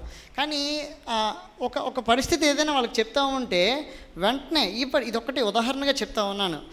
ఏ మాట చెప్పినా సరే మా పాస్టర్ గారు చెప్పండి, ఏ మాట చెప్పినా వాళ్ళు విశ్వాసులే, వాళ్ళు ఏం సేవకులు కాదు, వాళ్ళు ఆ సంఘంలో విశ్వాసులే. కానీ ఏ మాట వాళ్ళకి చెప్పినా మా పాస్టర్ గారికి చెప్పండి, మా సేవకుడికి చెప్పండి, స్వయంగా చెప్తూ ఉన్నారు, డైరెక్ట్గా చెప్తూ ఉన్నారు ఈ మాట. మనం చాలాసార్లు ఈ పరిస్థితి నుంచి కొంచెం పక్క వెళ్ళిపోతూ ఉంటాం. ఏ పరిస్థితి నుంచి అంటే మాకు దైవజనుడు ఉన్నాడు, అది జ్ఞాపకం చేసుకోం చాలాసార్లు. చిన్నప్పుడు ఉండేది పరిస్థితి. మేము ఇక్కడ మందిరంలో ఉన్నప్పుడు ప్రతి ఏ విషయమైనా జేమ్స్ అంకులతో యజమానియాలతో మాట్లాడి వెళ్ళే రోజులు ఉండేవి. ఇప్పుడు చర్చ్ సంఘ బిడ్డలు కూడా ఆరాధనలు పెరగడం వల్ల ఎవరికి ఉన్న వెసులుబాటు సమయాల్లో వాళ్ళు వస్తూ ఉంటూ ఇన్నాళ్ళు బయట 11:30-12 వరకు జిమ్మని ఖాళీ ఉండేది కాదు, టెంట్లు కూడా తీయడానికి అయ్యేది కాదు. అలాగా అన్ని విషయాలు చర్చించి వెళ్ళేవారు. జేమ్స్ అంకుల్ బయటికి వెళ్ళి లోపలికి వచ్చినంత వరకు జేమ్స్ అంకుల్కి కూడా ఖాళీ ఉండేది కాదు. ఇప్పుడు దైవజనుడికి ఆ ప్రాధాన్యత మనం ఇవ్వట్లేదేమో అనిపిస్తూ ఉంటుంది. నాకు చాలాసార్లు చూస్తూ ఉంటే ఎవరు అంత ప్రాధాన్యత ఇవ్వట్లేదేమో అనిపిస్తూ ఉంటుంది కొన్నిసార్లు చూస్తూ ఉంటే. ఇన్నాళ్ళు ఎలా ఉండేదంటే ప్రతి అంశము జేమ్స్ అంకుల్ దగ్గర మాట్లాడిన తర్వాత ఏదైనా స్టెప్ ముందుకు వేయడం కానీ వెనక్కి వేయడం కానీ అట్లా చేసేవాళ్ళు అనమాట. ఇప్పుడు అంత కనిపించట్లేదేమో అనిపిస్తూ ఉంటుంది అనమాట. కానీ ఇక్కడ అబ్బి ఏం చెప్తా ఉన్నాడంటే ఏమంటున్నాడు, మాకు సేవ చేసే యాజకులు ఉన్నాడు, దైవజనులు ఉన్నారంటున్నాడు. ఏ కార్యక్రమం అయినా ఏ పరిస్థితి అయినా సరే ఎటువంటి ఇష్యూస్ ఉన్నా సరే మనము దైవజనుడి దగ్గర ఆ మాట చెప్పినప్పుడు మనకున్న ఆలోచనలన్నీ చాలా ఈ లోకపరంగా ఉంటాయి అన్నమాట. మనకున్న ఆలోచన ఇలా అయిపోతే బాగుండు, ఇలా చేసేస్తే బాగుండు, అలా అయిపోతే బాగుండు, అట్లా మనం అనుకుంటూ ఉంటాం. కానీ దైవజనుని ఆలోచన ఏంటంటే అది దేవుని చిత్తానుసారమా కాదనే ఆలోచన వాళ్ళ నుండి వస్తుంది. ఆ రోజుల్లో కూడా అందుకే యాజకులకి అంత ప్రాధాన్యత ఉండేదన్నమాట. వాళ్ళు ఎఫోదు వస్త్రం ధరిస్తే చాలు, వాళ్ళు చెప్తే జరిగిపోయేదంట. ఎక్కడైనా యుద్ధం జరగాలంటే ఆ సేవకుని తీసుకుని వచ్చి మాట్లాడిస్తే చాలంట, అక్కడ చెయ్యాలా వద్దా, యుద్ధానికి వెళ్ళాలా వద్దా అని ముందుగానే నిర్ణయించుకునే వాళ్ళంట. కానీ ఈ రోజుల్లో అటువంటి పరిస్థితి చాలాసార్లు మనము మిస్ అయిపోతున్నామేమో. ఈ రోజున దేవుడు మనతో మాట్లాడుతూ ఉన్నాడు. మనకి ఎటువంటి పరిస్థితి ఉన్నప్పటికీ దేవుడు మనకున్నాడు. రెండవది ఎవరున్నారు? దైవజనుడు ఉన్నాడు. మూడవది వీరు గెలవడానికి గల కారణం ఏంటి? మేము గెలుస్తాం అని చెప్తా ఉన్నారు. ఎలా చెప్తా ఉన్నారంటే లేవీలు చేయవలసిన పనులను లేవీలే చేయుచున్నారు అనగా మాకు పరిచారకులు ఉన్నారు. మూడో అంశం ఏంటి? మూడో కారణం ఏంటి? పరిచారకులు ఉన్నారు. అందరూ నోరు తెరిచి చెప్పాలి. మూడో కారణం ఏంటి? పరిచారకులు ఉన్నారు. మొదటిది ఏంటి? మాకు దేవుడు ఉన్నాడు. రెండవది దైవజనుడు ఉన్నాడు. మూడవది పరిచారకులు ఉన్నారు. మనకి ఇన్నాళ్ళు పనిచేసే పరిచారకులు ఉండేవాళ్ళు అనమాట. ఆదివారం వచ్చిందంటే చాలు తెల్లవారుసరికి పరిచయం చేయడానికి వచ్చేసేవాళ్ళు అనమాట మందిరానికి. లేదు శనివారం సాయంత్రమే పరిచయం చేసి వెళ్ళిపోయేవారు. ఇప్పుడు మరి ఎట్లా ఉందో నాకు తెలియదు. కానీ పరిచయం చేసే పరిచారకులు ఉన్నారు. ఆ రోజున అలాగా గెలుస్తామని చెప్పగలడానికి కారణం ఏంటంటే పరిచయం చేసే పరిచారకులు ఉన్నారు. ఈ రోజుల్లో సంఘ పరిచర్య విషయంలో ఇక్కడ మందిరం అనే కాదు, ఏ పరిస్థితుల్లో అయినా సరే దేవుని పని చేయడానికి మనం ఇష్టపడాలి. దేవుని పనిలో మనం ముందుండడానికి ఇష్టపడాలి. అప్పుడు దేవుడు మనకి ఆ గెలుపుని, ఆ జయాన్ని ఇస్తాడు మన జీవితాల్లో. నాలుగవదిగా 11వ వచనం చదువుతా ఉన్నాను. వారు ఉదయాస్తమయముల యందు యెహోవాకు దహన బలులు అర్పించుచు అని ఉంది. అంటే 4వ అంశము మాకు అర్పణ ఉంది. ఏముంది చెప్పట్లేదేంటి? ఈ అంశం వచ్చినప్పటికీ మాత్రం మన మాట తగ్గిపోద్ది అనమాట. ఏముంది? అర్పణ తగ్గిపోతుంది మాట. నేను మా సంఘంలో చెప్తాను. మరి మీరు సిటీ వాళ్ళు కాబట్టి ఏమో నాకు తెలియదు. కానీ మా పల్లెటూరులో ఈ పదం వచ్చినప్పటికి మరి పలకరు, మరి మాట్లాడరు, ఇంకా అలా చూస్తూ ఉంటారు.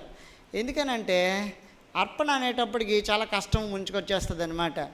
ఎక్కడికైనా ప్రయాణాలకు వెళ్ళాలంటే ఇబ్బంది ఉండదు, ఎక్కడికైనా క్యాంపులు వెళ్ళాలంటే ఇబ్బంది ఉండదు, ఎక్కడికైనా ఫంక్షన్కి వెళ్ళాలంటే ఇబ్బంది ఉండదు. కానీ దేవునికి అర్పణ ఇవ్వాలంటే మాత్రం స్త్రీల గురించి నాకు తెలియదు కానీ పురుషుల గురించి చెప్తాను అనమాట. పురుషులలో జోబీలో చేయి పెడితే చాలు, అదే కాగితమో చెప్పగలరు. చాలామంది ఆశ్చర్యంగా చూస్తూ ఉన్నారు కానీ అది చాలా వాస్తవం. జోబీలలో చేయి పెడితే చాలు, అదే కాగితమో చెప్పేస్తారనమాట. కానుకేసే టైంకి గుర్తొచ్చేస్తుంటుంది అనమాట, ఇది ఇంత వేసి అలా అట్లా. చాలాసార్లు నిజం ఒప్పుకోవాల్సిన పరిస్థితి వచ్చినట్టు ఒప్పుకోవాలి. దేవునికి ఇవ్వాల్సిన పరిస్థితి వచ్చినప్పుడే ఆలోచించేస్తూ ఉంటాం, అప్పుడే అవసరతలన్నీ గుర్తొచ్చేస్తూ ఉంటాయి. అప్పుడే ఇంత ఇచ్చేయాలా, దేవునికి ఇస్తున్నాం కదా, అయ్యో నేను క్రమంగా దశంభాగాలు ఇచ్చేస్తున్నాను కదా, దేవునికి అర్పణ చాలాసార్లు అట్లా అనేసుకుంటూ ఉంటాం. దేవునికి అర్పణ ఇచ్చే సమయంలో ఇవన్నీ గుర్తుకొచ్చేస్తూ ఉంటాయి. అట్లా గుర్తు రాకూడదు. మనం గెలవాలి, మనం జయించాలి, మనకి దేవుడు గెలుపు ఇవ్వాలి మన జీవితాలు అంటే అర్పణ కూడా ప్రాముఖ్యం. వీళ్ళు క్రమంగా చూడండి 11 అంటారు, ఉదయాస్తమయముల యందు యెహోవాకు దహన బలులు అర్పించు. అంటే ఆ రోజుల్లో దహన బలులు అర్పించేవారు.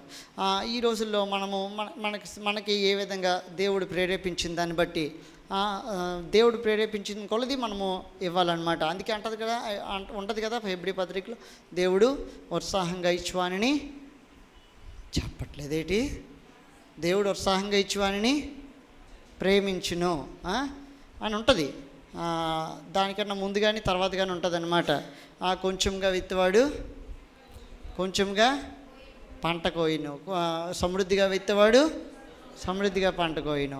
అప్పుడు ఆ మాట ఉంటుంది అనమాట, దేవుడు ఉత్సాహంగా ఇచ్చేవాడిని ప్రేమించినని ఉంటుంది. కొన్నిసార్లు అర్పణ విషయంలో మనం నమ్మకంగా ఉండట్లేదేమో, ఈ దేవుడు ఈరోజు మనతో మాట్లాడుతూ ఉన్నాడు. మనం అర్పించే అర్పణ విషయంలో దేవునికి క్రమంగా ఉండాలి. ఉదయాస్తమయంలో కూడా వాళ్ళు చాలా క్రమంగా ఉన్నారంట. దేవునికి అర్పణ విషయంలో వారు ఎటువంటి ఇబ్బంది లేదు అని అభియే చెప్తా ఉన్నాడు. మాకు అర్పణ ఉంది, మేము గెలవగలము, మేము జయించగలమని ఎట్లా చెప్తా ఉన్నామంటే మాకు అర్పణ ఉంది. ఇప్పుడు మొదటి మాట చెప్పండి, మాకు ఎవరున్నారు? దేవుడు ఉన్నాడు. రెండో మాట, మాకు దైవజనుడు ఉన్నాడు. మూడవది, మాకు పరిచారకులు ఉన్నారు. నాలుగవది, మాకు అర్పణ ఉంది, ఆఫరింగ్ ఉంది మాకు. రైట్. నాలుగవది, మాకు చూడండి అక్కడ చదవండి, సుగంధ ద్రవ్యములతో ధూపం వేయించు, పవిత్రమైన బల్ల మీద సన్నిధి రొట్టెలు ఉంచుచు, బంగారు దీపస్తంభమును ప్రమిదలను ప్రతి సాయంత్రములు ముట్టించుచు వచ్చుచున్నారు. అంటే ఏమనుందంటే మాకు క్రమమైన భక్తి ఉందని చెప్తా ఉన్నారు వాళ్ళు. మాకు క్రమమైన భక్తి ఉందని చెప్తా ఉన్నారు. ఈ రోజుల్లో మనము ఎట్లా ఉంటుందంటే ఆదివారం వస్తూ ఉన్నాం కదా, అది ఒక్కటే మాత్రమే మనము ఆలోచిస్తూ ఉంటాం అన్నమాట. మనము ఎక్కడున్నా ఏ పరిస్థితుల్లో ఉన్నా మనం క్రమమైన భక్తి కలిగి ఉండాలి.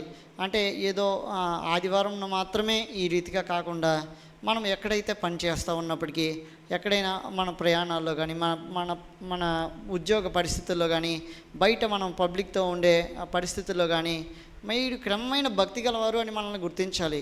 ఎందుకంటే మనము సువార్తలే చెప్పలేకపోవచ్చు. చాలాసార్లు ఈనాళ్ళు వీధుల్లో సువార్తలు ఉండేవి, ఇప్పుడు అట్లా చేయలేని పరిస్థితులు ఉన్నాయి.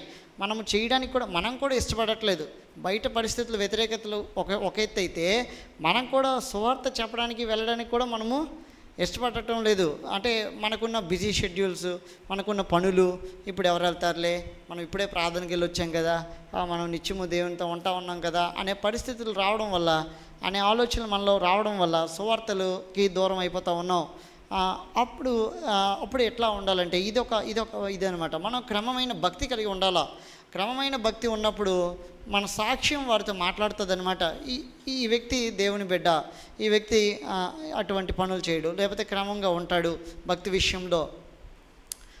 దీనికి సంబంధించి ఒక చిన్న ఉదాహరణ చెప్తాను. నా జీవితంకి సంబంధించి కూడా చిన్న సాక్ష్యంలాగా ఏంటంటే, నేను స్టార్టింగ్లో మాకు చాలా ఒత్తిడి ఉండేదన్నమాట ఉద్యోగంలో. గవర్నమెంట్ పరంగా ఎట్లా అంటే అప్పుడే ఈ భూముల సర్వే అని స్టార్ట్ చేయడము, ఈ విధంగా చాలా ఒత్తిడి ఉండే కార్యక్రమాలు ఉండేవి.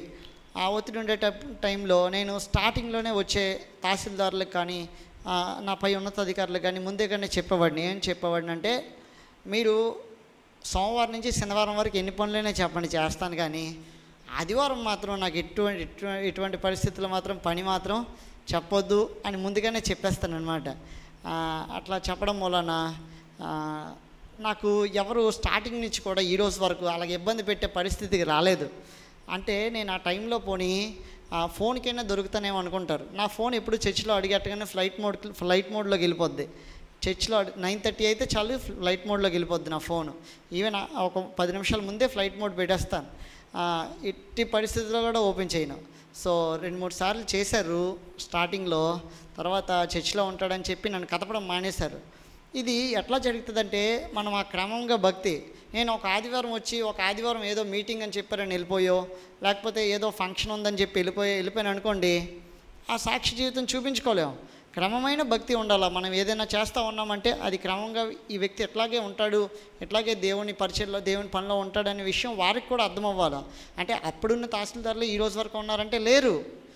ఆ తర్వాత 4-5 మారిపోయారు. చాలా జరుగుతూ వస్తూ ఉంటాయి మా దాంట్లో డిపార్ట్మెంట్లో. కానీ ఎవరి దగ్గర ఒకరి తర్వాత ఒకరు వాళ్ళకి అర్థమైపోద్ది అనమాట నా పరిస్థితి ఏంటనేది. అంటే మనకి ఇక్కడ నేను చెప్పాలనుకున్నది ఏంటంటే మనకి క్రమమైన భక్తి ఉండాలా. అప్పుడు ఆ భక్తి అనేది ఖచ్చితంగా వారికి రిజల్ట్ అవుతుంది, ఖచ్చితంగా కనిపిస్తుంది వాళ్ళకి. మనము కొత్తగా ఏం చెప్పనవసరం లే. ఆ భక్తి కనిపించే ఉన్నప్పుడు మనం గెలుస్తాం. మనం కొన్ని పరిస్థితుల్లో మనం జయం పొందుకోగలం. ఆ సాక్ష్యం ఏదో నోటి మాటతోనే చెప్పే రకం కాదు, కానీ మనకి క్రమమైన భక్తి ఉండాలి. మొదటి విషయం మనకు దేవుడు ఉండాలి, దేవుడు ఉన్నాడు. రెండవది దైవజనుడు ఉన్నాడు, మనకు దైవజనుడు ఉండాలి ప్రతి విషయంలో. మూడవది పరిచారకులు ఉన్నారు. ఆ రోజున మనం కూడా పరిచారకులుగా ఉండాలి. ఆ రోజున ఏముంది? అర్పణ ఉంది, మనకు కూడా అర్పణ ఉండాలి. ఐదవది క్రమమైన భక్తి ఉంది ఆ రోజున అని చెప్తా ఉన్నారు. ప్రతి సాయంత్రమున ప్రతి ఉదయమున నైవేద్యంను బలులు నర్పించారంట, వాళ్ళు ధూపం వేశారంట. కాబట్టి మనకు కూడా ఏముండాలి? ఐదవదిగా క్రమమైన భక్తి ఉండాలి.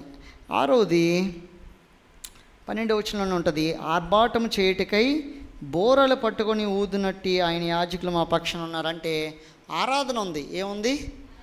ఆరాధన ఉంది.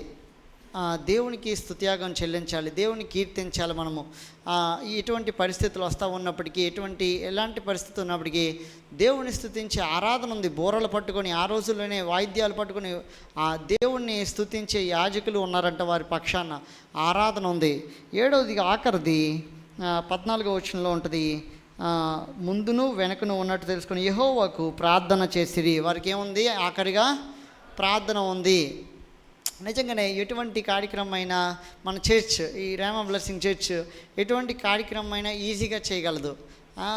అది చాలాసార్లు మనము సాక్ష్యంగా మన కంటితోనే మనం చూసాం, మన చెవులతోనే మనము విన్నాం, అంతే కదా. చాలా కార్యక్రమాలు, ఎన్నో కార్యక్రమాలు మన మందిరం ద్వారా దేవుడు చాలా చక్కగా జరిగిస్తూ ఉంటాడు అనమాట. దానికి ముందుగా చేసే ప్రార్థనలు ఉంటాయి చూసారా, అది బలం అనమాట. అది మనం గెలుపొందడానికి ఒక అంశం అనమాట ప్రార్థన. ఆ రోజున కూడా వారు ఎలా చెప్పగలిగారు ఈ మాట అంటే, మాకు ప్రార్థన చేసే యాజకులు, మాకు ప్రార్థన చేసే విశ్వాసులు, మాకు ప్రార్థన చేసే సంఘం ఉంది అని ఆ రోజు కూడా అబియా అన్నాడు అనమాట, ఈ మాట పలికాడు. అలాగనే ఈ రోజుల్లో కూడా మన సంఘంలో ఇటువంటి ప్రార్థన ఉంది. దాన్ని బట్టి దేవునికి మనం ఎంతో స్తుతులు చెల్లించవలసిన వారు ఉన్నాం. 7 అంశాలు మనం చెప్పుకున్నాం. మొదటిది, మనకి ఎవరున్నారు? దేవుడు ఉన్నాడు. వారు చెప్పుకున్నది మనకు కూడా ఎవరు ఉండాలి? మన జీవితాల్లో, మన పరిస్థితుల్లో ఎవరు ఉండాలి? దేవుడు ఉండాలి. రెండవది ఎవరు ఉండాలి? దైవజనుడు ఉండాలి. మూడవది ఎవరు ఉండాలి?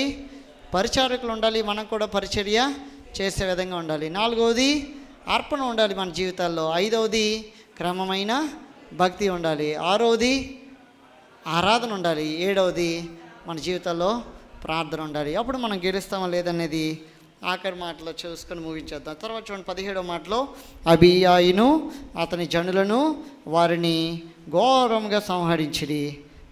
ఇశ్రాయేలు వారిలో 5 లక్షల మంది పరాక్రమశాలులు హతులైరి.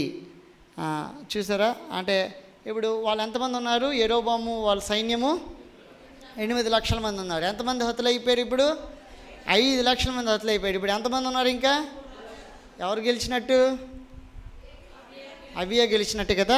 చూడండి, అక్కడ తర్వాత మాటలోనే ఉంటుంది, ఈ ప్రకారము ఇశ్రాయేలు వారు ఆ కాలమందు తగ్గింపబడిరు కానీ యోధా వారు తమ పితరుల దేవుడైన యెహోవాను ఆశ్రయించిన హేతువు చేత జయముందిరి. దేవునికి స్తోత్రం.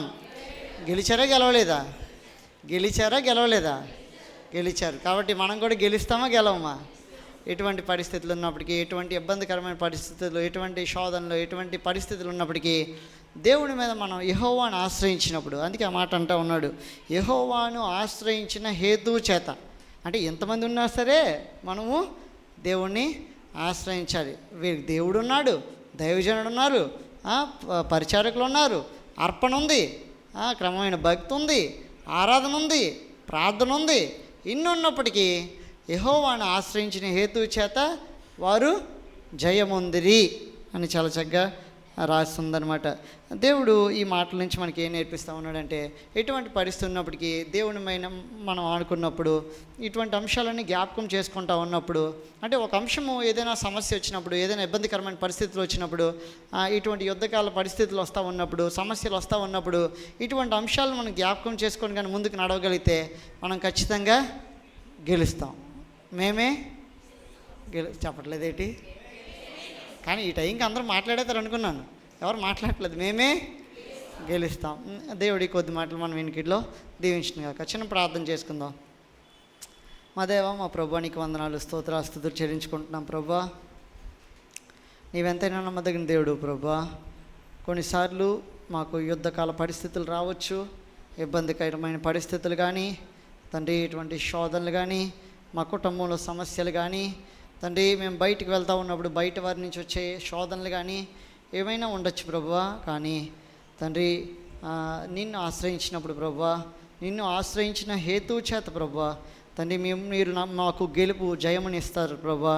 ఎందుకంటే ఇప్పుడే చదువుకున్నాం ప్రభువా, అబియా చెప్తా ఉన్నాడు ప్రభువా, మాకు దేవుడు ఉన్నాడు, దైవజనుడు ఉన్నాడు, పరిచారకులు ఉన్నారు, మాకు అర్పణ ఉంది, క్రమమైన భక్తి ఉంది, ఆరాధన ఉంది, ప్రార్థన ఉంది. ఇటువంటి విషయాలు ఎన్నో జ్ఞాపకం చేసుకుంటూ మేమే గెలుస్తామని చక్కగా చెప్పాడు ప్రభువా. ఆ రకంగానే తండ్రి, నిన్ను ఆశ్రయించడం మూలాన తండ్రి గొప్ప జయం దయచేసావు. నీకు వందనాలు, స్తోత్రాలు చెల్లిస్తూ ఉన్నాం. మా జీవితాల్లో కూడా ప్రతి అంశంలోనూ నిన్ను అనుకొని, నిన్ను ఆశ్రయించి మేము గొప్ప జయం పొందుకోవడానికి మీరు కృపను దయచేయమని వేడుకొంచు తండ్రి. నాకు ఎంత మంచి అవకాశం ఇచ్చినందుకు నీకు వందనాలు, స్తోత్రాలు స్తుతులు చేయించుకుంటూ యేసు నామములో ఇచ్చిన ప్రార్థన అడిగి వేడుకొంచున్నాం తండ్రి. ఆమేన్, ఆమేన్.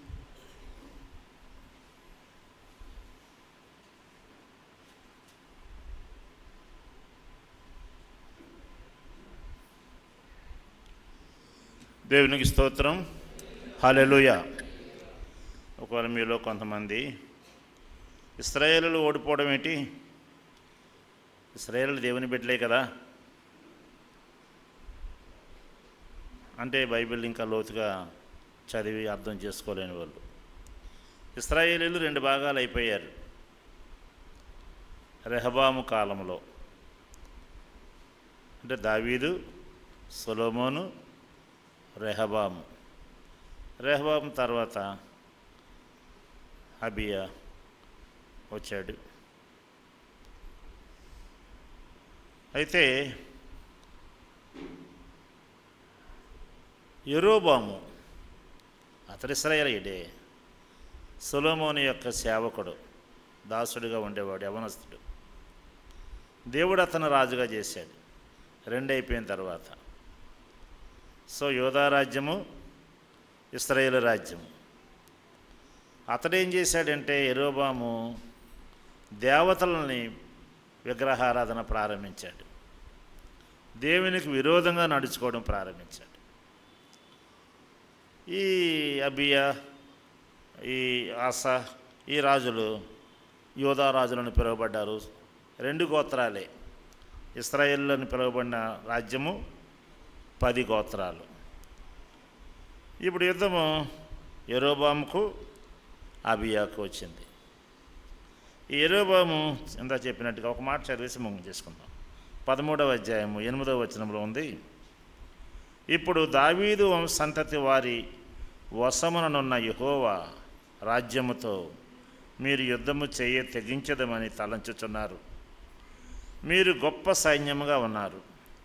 యెరోబాము మీకు దేవతలుగా చేయించిన బంగారు దూడలను మీ యొద్ద ఉన్నవి. మీరు అహరోను సంతతి వారైన యెహోవా యాజకులను లేవీయులను త్రోసివేసి అన్యదేశముల జనులు చేయునట్లు మీ కొరకు యాజకులను నియమించుకుంటుంది కదా. అంటే ఆ దేవతలకై సరిపడిన యాజకులను. ఒక కోడితోనూ 7 గొర్రె పొట్టేళ్లతోనూ తను ప్రదర్శించుటకై వచ్చు ప్రతివాడు దైవములు కాని వాటికి యాజకుడగుచున్నాడు. అంటే అటుపక్క కూడా కొంతమంది ఉన్నారు సేవకులు, యాజకులు. కానీ వీటికి దేవునికి కాదు, దేవతలకు.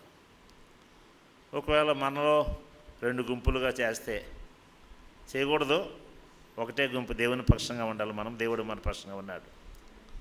కానీ క్రైస్తవులు అయ్యిండు కూడా. నేను ఈవేళ ఒక వాక్యం చెప్దాం అనుకున్నాను. రాత్రి నిన్న ట్రైన్లో వెళ్తూ వాక్యం చదువుకుంటూ ఉంటే ఇర్మియా గ్రంథం చదువుతున్నాను. ఇప్పుడు 2వ అధ్యాయం 12లో 13లో నా జనులు 2 నేరములు చేసి అన్నారు. ఒకటేంటి? జీవజలముల ఊటనైన నన్ను విడిచిపెట్టారు. రెండవది తొట్లను అనగా బద్దలై నీళ్లు నిలవని తొట్లను తమ కొరకు చేసుకొని అన్నారు. అంటే దేవుని బిడ్డలే 2. ఒకటేమో దేవుని విడిచిపెట్టేశారు, దేవుడు కాని వాటిని మొక్కుతూ ఉన్నారు. మన క్రైస్తవుల్లో కూడా అలాగ ఉన్నారు కానా, మన సంఘములో కూడా అలాగ ఉన్నారు కానా.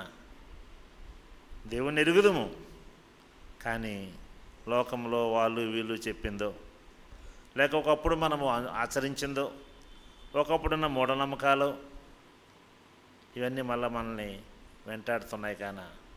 లేక యూరోపులాగా సలహాలు ఇచ్చే వాళ్ళు ఉండొచ్చు కొన్నిసార్లు. వీళ్ళన్నీ చెప్తారు కానీ మన పెళ్ళిళ్ళు ఎలా చేయాలి, లేక ఈ కార్యక్రమం ఎలా చేయాలి, ఒక రాట వేయాలి, ఏదో పసుపు రాయాలి, ఇంకేదో చెప్పవచ్చు.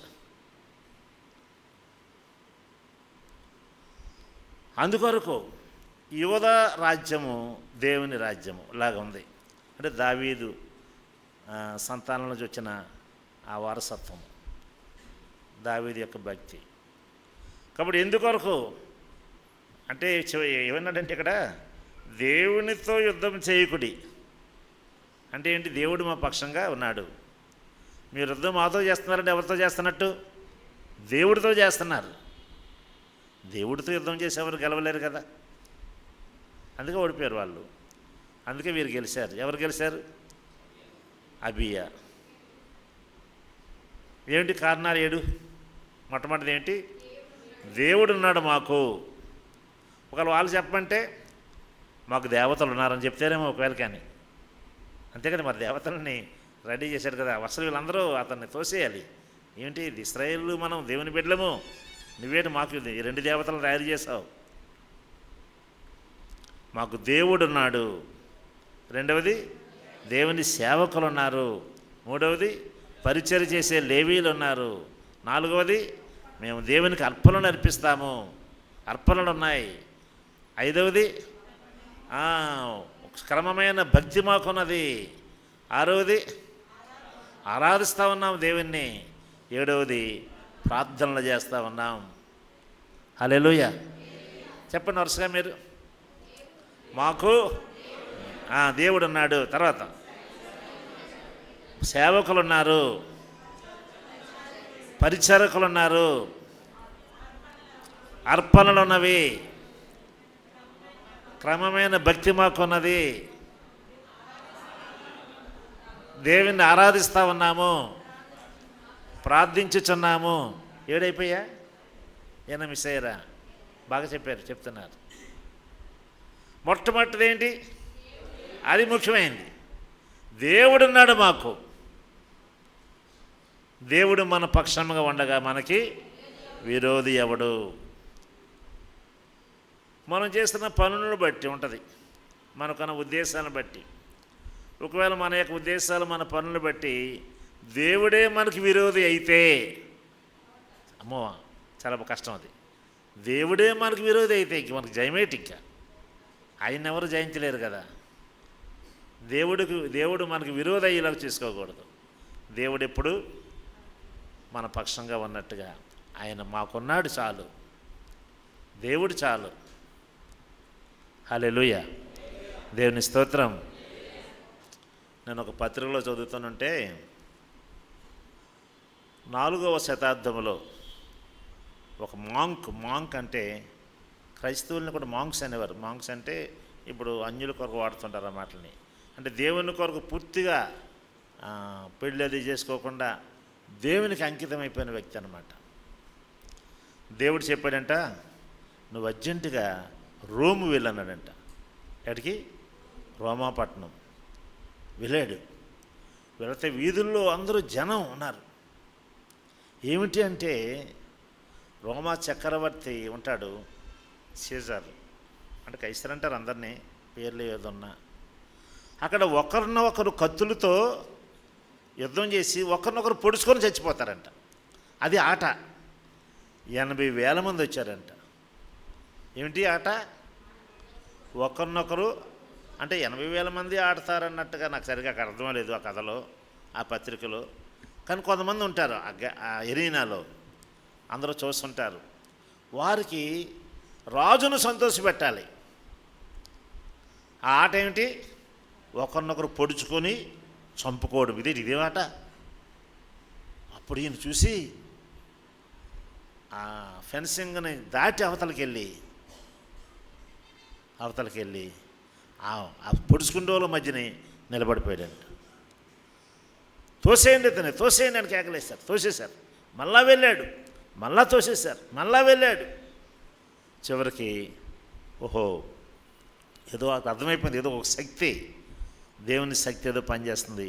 ఎలా చంపుకోవడం, రాజుని సంతోషపరచడం కొరకు మన ప్రాణాలు పోగొట్టుకుంటున్నాం. ఆయన ఆగిపోయింది. ఆగిపోవడమే కాదు, అది ఎప్పటికీ ఆగిపోయిందంట ఆ యొక్క ఆట. అందరూ కూడా ఆ మైదానం విడిచి వెళ్ళిపోయినారు. కారణం ఏంటంటే అతడికి ఎవరున్నారు? దేవుడు ఉన్నాడు. లోకంలో ఎంతో అవినీతి, అరాచకాలు ఇవన్నీ జరుగుతున్నాయి. మనం ఒకరినొకరిని విమర్శించుకొని లేక ఈ పార్టీ వాళ్ళు ఆ పార్టీ, ఈ మనుషులు ఆ మనుషులు, కానీ దేవుడిని విడిచిపెట్టకూడదు. దేవుడే మన దేశాన్ని కాపాడాలి. దేవుడే మన దేశాన్ని రక్షించాలి. దేవుడు మన పక్షంగా ఉండాలంటే మనకు దేవుడు ఉండాలి, దేవుని సేవకులు ఉండాలి, దేవుని సేవ చేయాలి, మనము పరిచర్య చేయాలి, దేవునికి అర్పించాలి మనము. అలాగనే ఇంకేం చేయాలి? ఆరాధించాలి దేవుని ఎప్పుడు. ఇంకా క్రమమైన భక్తి మనకు ఉండాలి. ప్రార్థనలు జరగాలి. నా మందిరము ప్రార్థన మందిరము అనబడును. ఈ 3వ ఆరాధన కూడా బాగానే వచ్చారు ఈవేళ. ఇంకా రండి. రానివారు అన్నారు మన ఇంట్లో కొంతమంది ఉంటారు, కొన్ని గృహాల్లో. తీసుకుని రండి. అందరం రావాలి. అందరూ దేవుని ఆరాధించాలి, విజయాన్ని పొందుకోవాలి. లోకం మీద, పాపం మీద, మూఢనమ్మకాల మీద, విగ్రహారాధన మీద, చెడుగు మీద, శోధనల మీద దేవుడు మనకు అదే యుద్ధం అంటే, అదే పోరాటం. దేవుడు మనకేమివ్వాలి? జయం ఇవ్వాలి. ఇస్తాడు. ఆయన మన పక్షంగా ఉన్నాడు కాబట్టి. దుష్టుడు సాతానుడు మనల్ని గెలవలేడు. చంపితే చంపొచ్చు ఈ లోక సంబంధంగా, కానీ దేవుని సత్యాన్ని గెలవలేడు.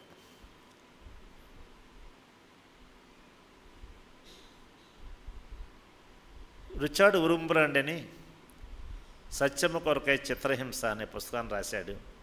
పుస్తకం కాదు అక్కడ, అవన్నీ శ్రమలే. 14 ఏళ్ళు జైల్లో ఉన్నాడు. ఆయన ఎన్నో బాధలు పడ్డాడు. కానీ మరొక ఆయన గురించి చెప్తున్నాడు. ఏం చెప్తున్నాడంటే, ఆ మెట్టుకు నేను, నీ ఎదుట నేను అసలు నిలబడలేను అంటున్నాడు. అతను కొన్నాళ్ళు ఒక జైల్లో ఉంచారు. అతనికి కొన్నేళ్ళు జైలు. ఆ జైల్లో ఉంచి మళ్ళా సైబీరియా అంటే అక్కడ మంచు ఇంకా కరగదంట. అక్కడ ఆ మంచు గడ్డల్లో బిగిసిపోయి చావాలంతే. ఇతనికి ముందున్న జైల్లో ఉదయం కాదు, సాయంకాలమున ఆ రంధ్రాలు, చిన్న ద్వారంలో నుండి ఈ గడ్డితో నేచే చేపలు ఉంటాయి కదా, అమ్ముతారు కదా చేపలు, కింద వేసి పడుకుంటాం కదా. ఇప్పుడు అందరూ పరుపులు లేండి, ఇప్పుడు అందరూ ఏసీలు పరుపులు. దేవుడు బహుగా దీవిస్తున్నాడు అందరినీ, సుఖం ఎక్కువైపోయింది మనకి. అలాంటి చాపోటి ఇసిరేవారండి లోపలికి. ఆ రాత్రి దాని మీద పడుకోవాలి. నేల మరి ఇంకా చలో మరి ఎంత భయంకరమో. మళ్ళీ ఉదయమే అది ఇచ్చేయాలి వెనక్కి. పగలు ఉండదు ఆ మ్యాట్. అక్కడ నడుస్తూ ఉండాలన్నమాట, పగలంతా నడుస్తూ ఉండాలంట ఆ గదిలో. వీరు రంధ్రాలను చూస్తుంటారు. ఒకవేళ కన్నా అతను నడవకుండా ఆగినా ఉండలేడు, ఎందుకంటే కాళ్ళు లాగేస్తాయి. అలా కొన్ని సంవత్సరాలు బాధ పెట్టారు. సైబీరియా తీసుకెళ్ళి అక్కడ కొన్ని సంవత్సరాలు పెట్టారు. అక్కడ నువ్వు ఎలాగ ఉండగలిగావు, ఎలాగ సహించుకోగలిగావు అంటే అతను అన్నాడంట, క్రీస్తు ప్రేమ యొక్క వేడి ఆ మంచు గడ్డలను కరిగించి వేసింది అన్నాడంట. హల్లెలూయా. తనలో ఉన్న క్రీస్తు ఎడలనున్న ప్రేమ యొక్క వేడి. నేను ఇన్ని శ్రమలు పడలేదే, నేను నిలబడలేను అన్నాడంటే. ఎవరు? చాలా శ్రమలు పడిన ఆయన ఈ రిచర్డ్ ఉరంబ్రాండ్. మనకి సుఖమైన భక్తి, సుఖమైన విజయాలు, సంతోషకరమైన సందర్భాలు. మన దేశంలో శ్రమలు అంటున్నారు కానీ అసలు నిజంగా శ్రమలు ఇంకేం ప్రారంభం అవ్వలేదు. అయ్యి అంటారా? అయితే ఇంతలా స్వేచ్ఛగా ఆరాధన చేసుకోలేమే. అది రావాలని కోరుకోవద్దు, కానీ దేవుని కొరకు యేసు ప్రభువే మన కొరకు సిలువలో మరణిస్తే మనము కూడా దేవుని కొరకు మరణమైన జీవమైన క్రీస్తు ప్రేమ నుండి నన్ను ఏది కూడా ఎడబాపనేరదు. ఎన్ని శ్రమలు రానివ్వండి, మరణాలు రానివ్వండి, మరణించిన పరలోకంకి వెళ్తామన్న నమ్మకం మనకుంది కాబట్టి. ఓకే, అందరూ లేచి నిలబడదాం.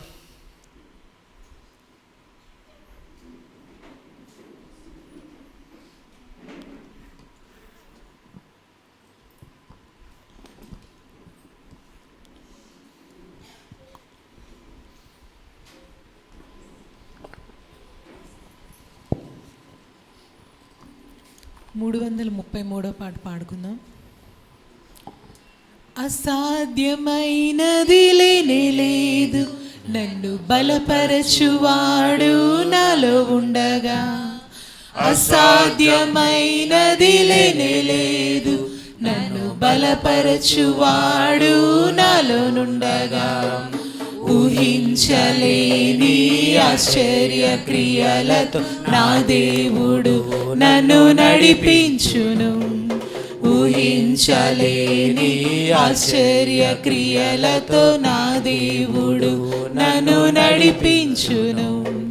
సాధ్యమే, అన్ని సాధ్యమే, నా యేసు తోడయుండగా. సాధ్యమే, అన్ని సాధ్యమే, నా యేసు తోడయుండగా.